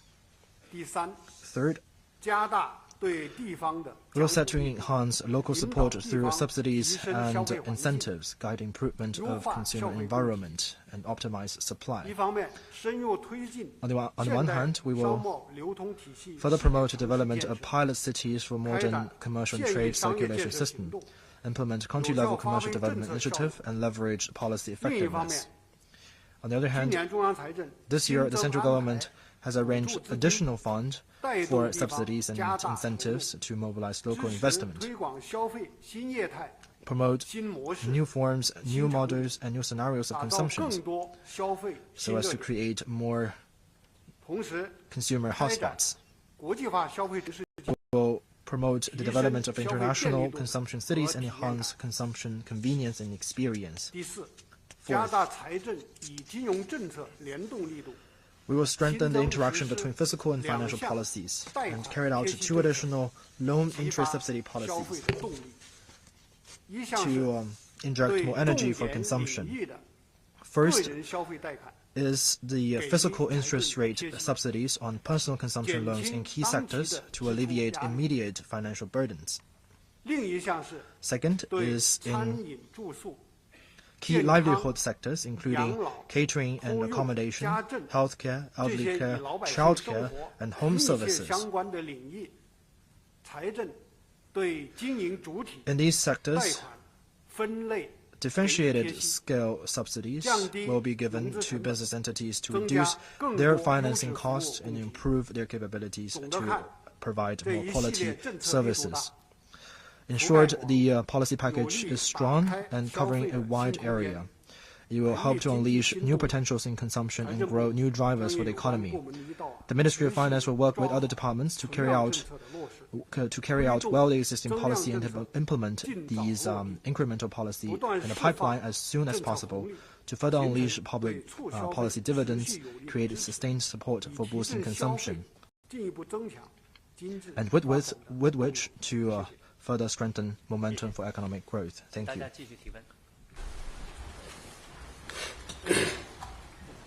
请北区第2排第3位男士，谢谢。谢谢主持人。谢谢主持人，我是中国证券报记者。我的问题是提给吴清主席的。吴主席您好，2024年9月至今，证监会会同相关部门先后印发关于推动中长期资金入市的指导意见及实施方案。请问目前政策落地进展如何？取得了哪些成效？谢谢。China Securities Journal. My question is for Chairman Wu Qing. From last September, the CSRC, along with other departments, unveiled a guideline and an implementation plan on encouraging the flow of medium and long-term funds into the capital market.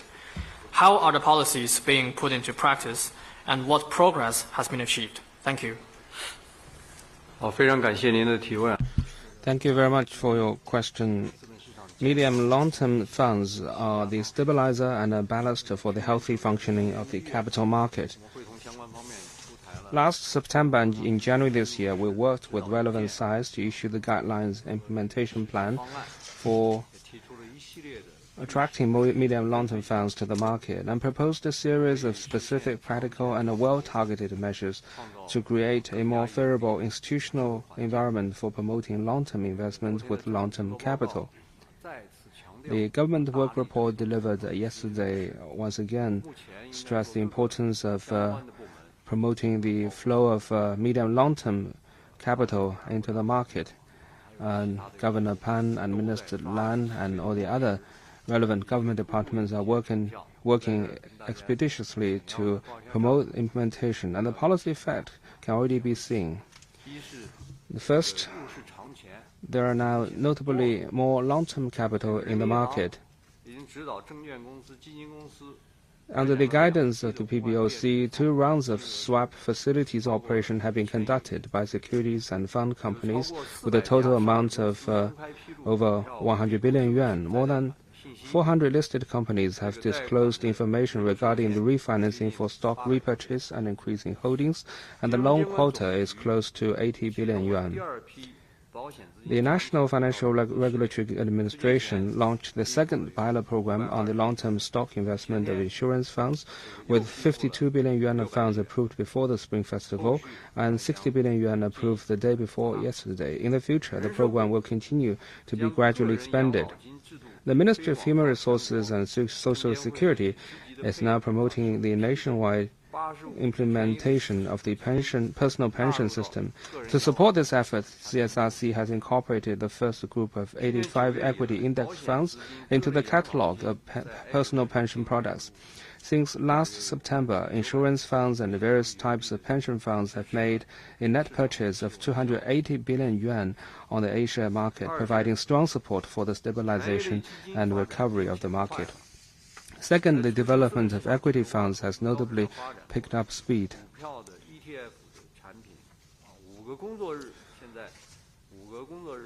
Stock ETF products can now be registered within 5 working days. Since last year, new offerings like the CSI A500 Index Fund and the Star Composite Index product have gained wide recognition in the market. Starting from last September, a total of 449 equity funds have been registered, accounting for 70% of all registered products during the statistical period.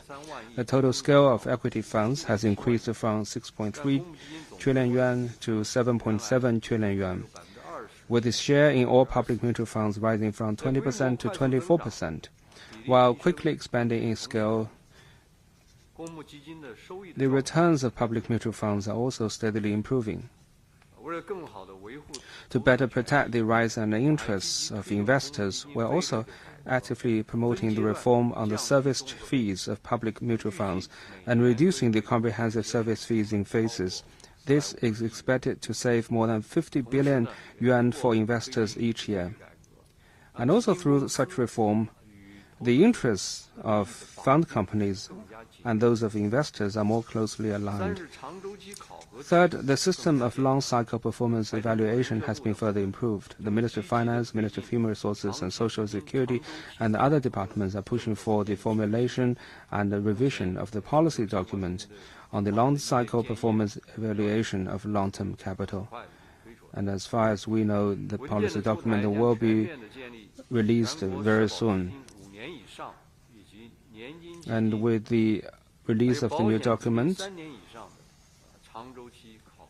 It will pave the way for the establishment of long-cycle performance systems, minimum 5 years for Social Security funds and a minimum 3 years for annuity funds and insurance funds. In the reform plan for public mutual funds that will soon be released by CSRC, performance evaluation with a minimum of 3 years for public mutual funds will also take up a greater proportion. This will help guide the industry to pay more attention to rational, long-term and value-based investment and a better practice the investor-centered business principle. Through the concerted efforts of all sides, the implementation of the guidelines and implementation plan is now off to a good start, and more medium long-term funds are entering the market. Since last September, the market cap of A shares held by various types of medium and long-term funds has increased from 14.5 trillion yuan to 17.5 trillion yuan, 17.8 trillion yuan, up by 22%. Going forward, we will follow the instructions and guidance of the Office of the Central Financial Commission to further promote the sound implementation of various policy initiatives and endeavor to help medium and long-term funds preserve and grow their value and ensure the healthy development of the capital market. Thank you. 提问，下一个问题，请中区第二排，这位女士，第二位女士，谢谢。谢谢主持人。亚洲新闻台向王文涛先生提问。The international community has watched the U.S. and China engage in what seems to be a renewed trade war. Just this week, China has announced countermeasures following the U.S. further hiking tariffs on Chinese goods.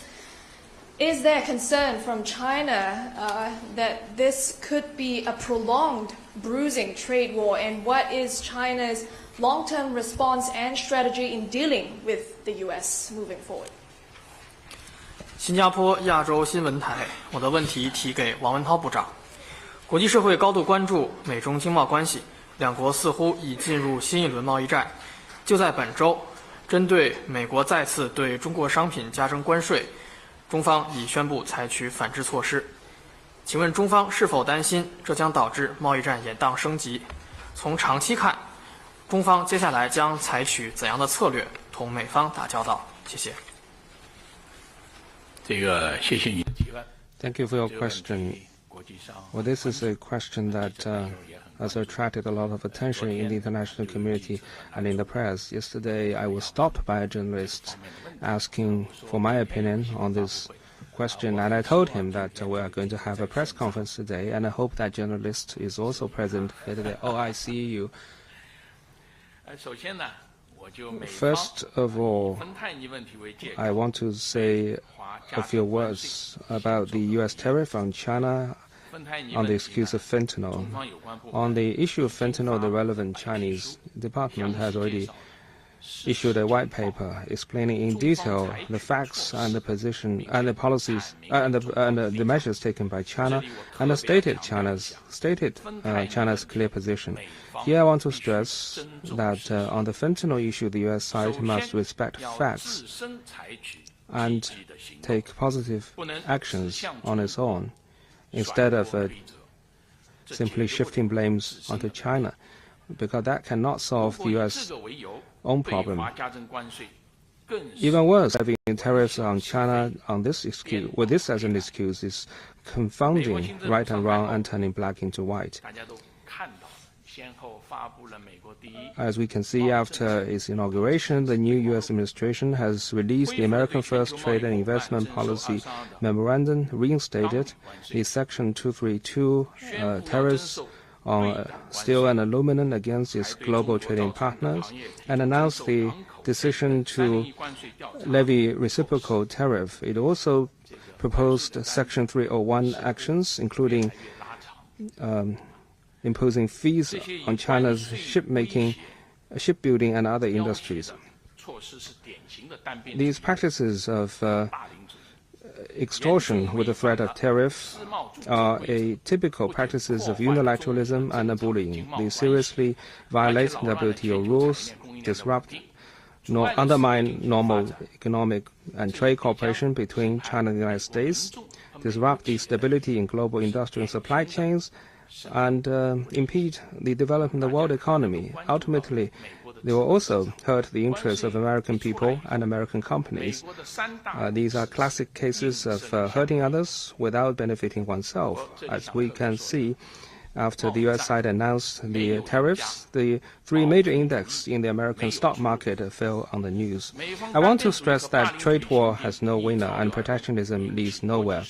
The unilateral policies and bullying practices of the U.S. side are against the trend of the times. They have caused wide concerns and opposition of the international community. Traditional Chinese wisdom observes that he who respects others will be respected in return. He who disrespects others should be treated with the same way he treats others. Coercion and extortion will not work on China, and they cannot intimidate China either. China is firm in its resolve to safeguarding its own interests. As for the unilateral tariffs imposed by the U.S. side, we have already taken necessary response measures in accordance with basic principles governing international law and the relevant laws and regulations. If the U.S. side goes further down this wrong path, we will continue to respond in kind. China always believes that China-U.S. economic ties are essentially mutually beneficial. There's no such thing as one side always suffers losses and the other side always gains benefits. Facts and statistics can fully prove that building wars with tariff cannot change the laws of the market or stop the progress of cooperation. In 2024, China-U.S. trade amounted to $688.2 billion, up 18% from 2017. According to the China Business Climate Survey Report 2025 released by AmCham China, 46% of the respondent companies plan to increase investment in 2025. And 46% of them saying that they are expected to gain profits and even by a large margin. If China and the United States could both succeed, it will be an opportunity for the other side, not a threat. The two countries share extensive common interests and a broad cooperation space. China-U.S. cooperation serves the fundamental interests of the two peoples and meets the expectation of the international community. As two major countries with different national realities, it is normal for us to have differences in economy and trade. If the U.S. side truly wants to solve the problems, it should act like a big country and follow the right path, the right way to get along. Last month, I wrote letters to the new Minister of Commerce and Trade Representative of the United States, expressing the hope to address each other's concerns through equal-footed dialogue and consultation. Our two sides can meet at an appropriate time, and our teams can also have communication as early as possible. We hope that the U.S. side will work with China in the same direction pointed by the two presidents during their phone conversation. Act on the principles of mutual respect, peaceful coexistence, and win-win cooperation, enhance dialogue, manage differences, and advance cooperation, and work together to push for the healthy, stable, and sustainable development of China-U.S. economic ties. Thank you. 我们给后区的同志也一个机会。中区第5排，这位男士，对。谢谢，我是封面新闻记者。我的问题想提给中国人民银行潘功胜行长。潘行长您好，我们知道防控金融风险是金融工作的永恒主题。我想请问，当前重点领域金融风险的情况如何？金融支持地方融资平台化债有何进展？下一步在防控金融风险方面还有哪些重点工作？谢谢。The cover. My question is for Governor Pan Gongsheng. Preventing and controlling financial risks is an internal theme of the financial work. How is the situation in preventing and controlling financial risks in key areas? What's been made in terms of supporting local financing platforms and diffusing debts through financial means? And going forward, what are the key tasks?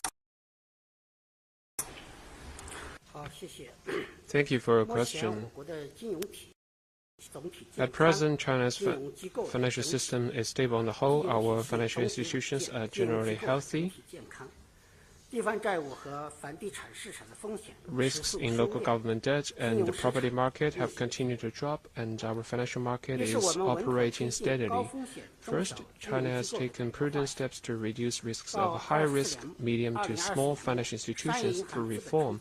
As of the end of last year, commercial banks' capital adequacy ratio was lower than 16%. Our non-performing loan ratio was 1.5%, and provision coverage ratio was 211%, all significantly higher than regulatory benchmarks. That shows the stability of our financial market. In line with principles of law and the market, the PBOC, together with regulators and local governments, have used real-time repair, merger and restructure, withdrawal from market, and other means to prudently deal with risks of medium to small banks. And the number of high-risk banks has been halved from the peak. The second, we have actively supported risk alleviation in and steady and sound development of the property market. Last year, based on our macro-prudential management mandate, we have improved financial policies for the property market. We have lowered the down payment ratio to 15%, reduced the new mortgage interest rate, and worked for lower rate of existing mortgage. These policies will help over 50 million families save around 150 billion yuan of interest payment each year. We have guided financial institutions to support delivery of housing projects, and relevant market players have carried out self-repair through new operating tactics and debt restructuring and so on. Recently, debt indicators such as commercial housing unit sales and prices, loans of property sector, all point to a rise of activities in the property market. Third, we have achieved important progress in debt alleviation of financing vehicles. We have adopted strong measures together with relevant departments and local governments to reduce debt risks of local financing vehicles. First, we have urged for serious adherence to financial and economic discipline and urged local governments to mobilize resources, funds, and assets at hand to reduce debt risks. Second, we have supported local governments in conducting injection of assets, merger and restructuring to remove the government fundraising functions of the vehicles and transform them into market-based entities. Third, we have guided financial institutions based on principles of the market and law to conduct consultation with financing vehicles and use reduction of interest rate, extension of loans, and other means to alleviate the vehicle's liquidity and interest burden. With collective efforts, we have significantly reduced the debt risk of financing vehicles. And since 2023, the PBOC has established a standardized day-to-day monitoring system for debt of financing vehicles, under which local governments and financial institutions both submit data on debt, which will be cross-checked. Compared to early 2023, as of at the end of 2024, nearly 40% of local government financing vehicles have exited market through different means. The debt of financing vehicles may have two parts. First, hidden debts, and second, operational debt. Minister Lan just briefed you on the alleviation of hidden debt by those vehicles. Let me touch upon the operational debt of those vehicles.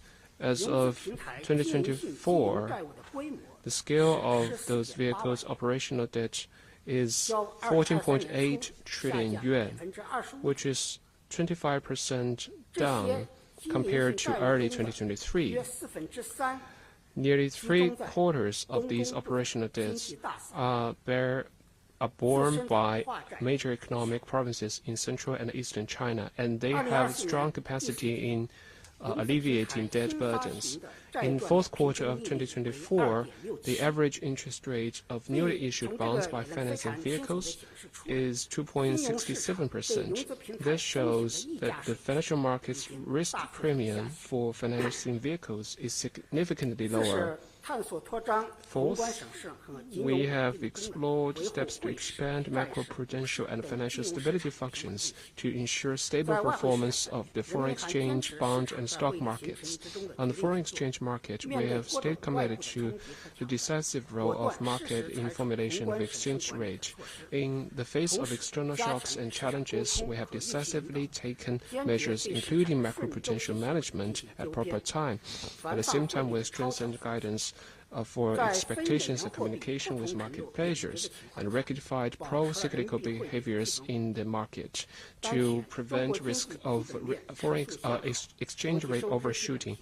While many non-US dollar currencies depreciate, RMB exchange rate. Now our economic fundamentals continue to improve. We have equilibrium of international balance of payments.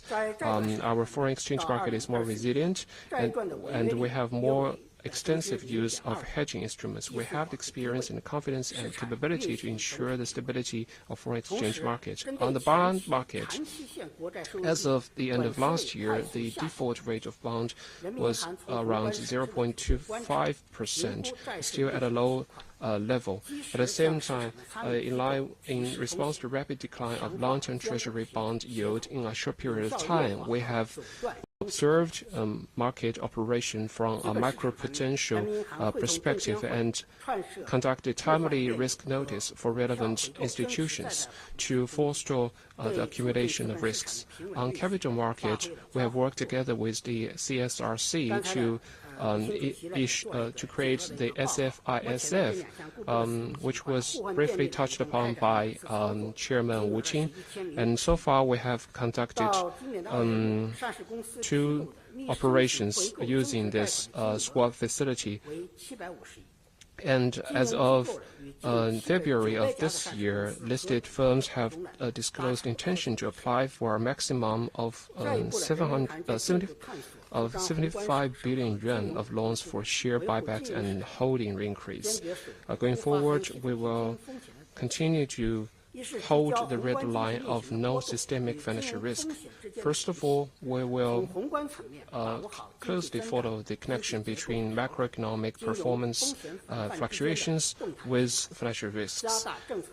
We will continue to keep a dynamic balance between economic growth, economic structural adjustment, and prevention of financial risks, and strengthen counter-cyclical adjustment to provide a sound monetary and financial environment for high-quality development. Second, we will guard against external shocks and external risks, which was touched upon by Minister Wang Wentao. At the same time, at present, we face a more complicated and serious external environment. Unilateralism, protectionism on the rise, global supply chains and industry chains are unstable. Geopolitical tensions have led to greater tensions. Major economies, inflation, and monetary policies have led to greater uncertainty, which have impacted market expectations and investment confidence. This has brought spillover effects to China's stable financial and economic performance. We will strengthen monetary assessment early warning against external risks and improve our measures to guard against external shocks so as to protect our financial security. Third, we will strengthen the effectiveness of financial regulation. Financial regulation is the first defense against financial risks. We will strengthen our capacity building in monitoring early warning assessment of financial risks, improve risk response mechanism that has commensurate powers and responsibility, and improves both incentives and restraints, and also create a better early warning, early identification, and early response measures. The fourth, we will improve our macroprudential management policies, better to strengthen counter-cyclical management, such as capital buffer, and expand and explore more policy tools for financial stability and macroprudential management. Thank you.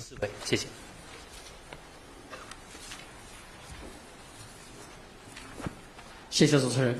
每日经济新闻记者提问，我的问题提给国家发改委郑善杰主任。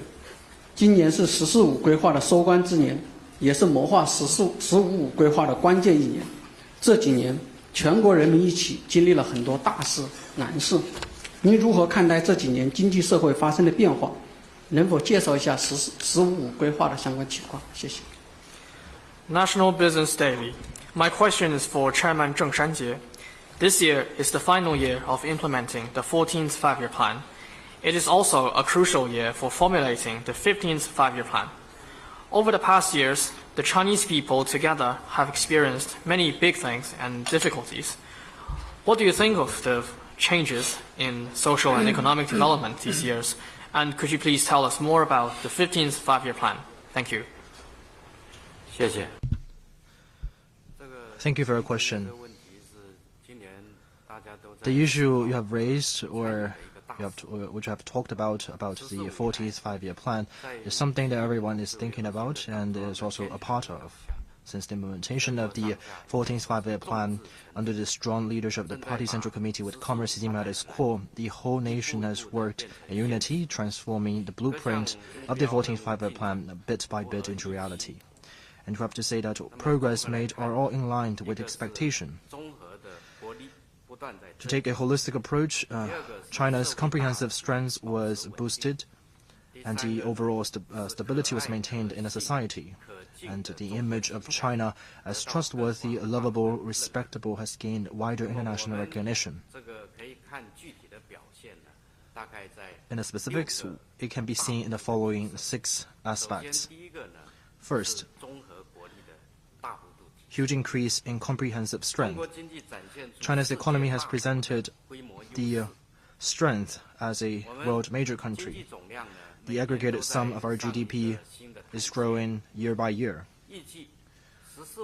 It is estimated that the growth over the period of the 14th Five-Year Plan were registered at 30 trillion yuan in that period. That is to say, we have created another Yangtze Delta economic region. Or internationally, it is the equivalent of the annual GDP output of a developed economy. China is also the largest source of growth for global economy. Second is increased industrial competitiveness. China has formed a complete industrial system. In industries, we have 41 industrial divisions, 207 groups, and 666 classes, making China the only country that has all the industrial clusters and divisions in the world. In the meantime, our industrial chain is also moving fast towards high and mid-end. Third is increase in sci-tech innovation.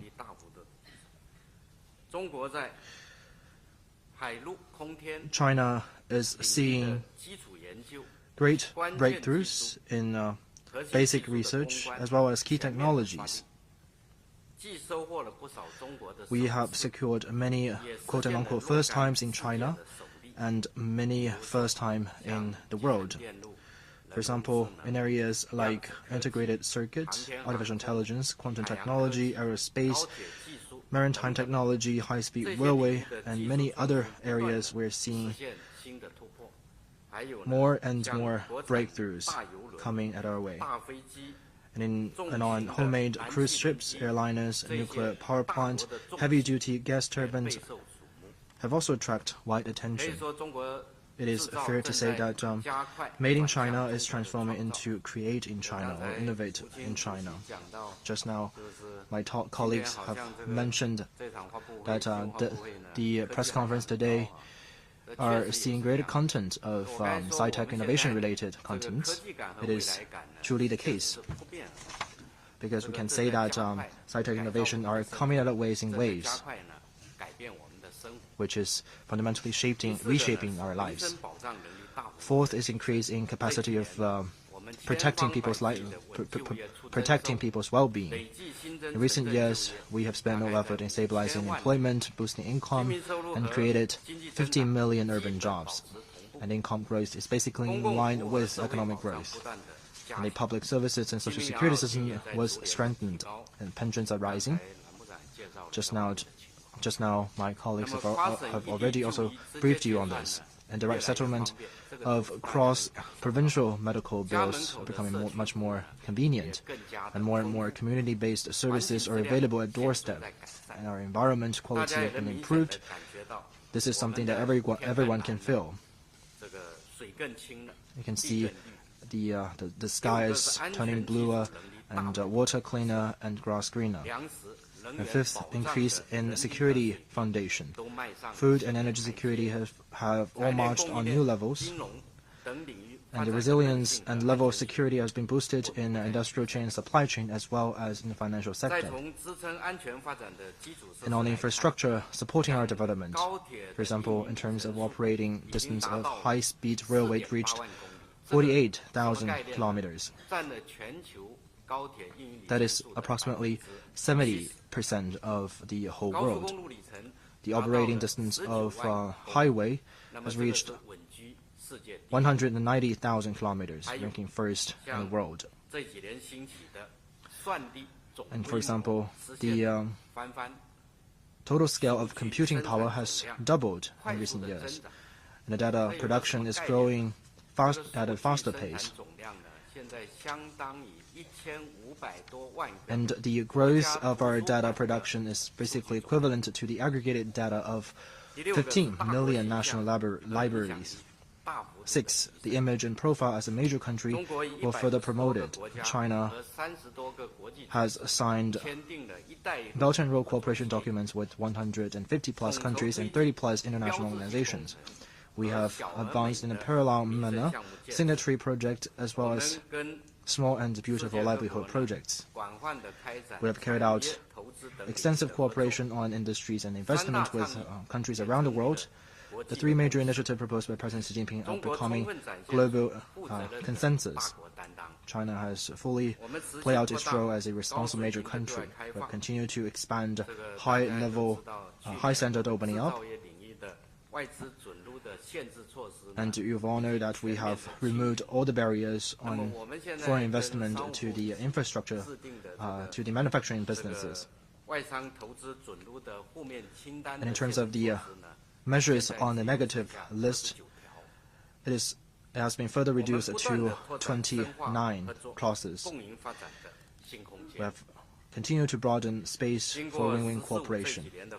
After years of implementing the 14th five-year plan, the confidence we have for high-quality development has further boosted. This year, we are going to act on the decisions of the Party Central Committee and State Council, and we will do well the formulation of the 15th five-year plan, as well with the focus of the following two things. First is that we will implement the sessions of the Party Central Committee to draft the 15th five-year plan. On the basis of thorough research, we will work with relevant parties to draft outlines and propose a series of important strategies, important policies, as well as important projects. And the draft outline will be submitted to the next year's two sessions. Second, we will draft a batch of important specialized plans and regional plans. These plans will cover sci-tech innovation, industrial development, social programs, cultural development, and eco-environment. And the areas that have close connections with the people, for example, employment, education, healthcare, and social security will also be included. And the drafting of the outline of the 15th five-year plan is a process that requires us to pull wisdom and consensus from the public. We will adopt different methods and listen carefully to the suggestions and advices from the deputies of the NPC as well as the CPPCC, from the general public, entrepreneurs, scholars, and experts, so that we can make this 15th five-year plan better reflects the need of development and the people. Thank you.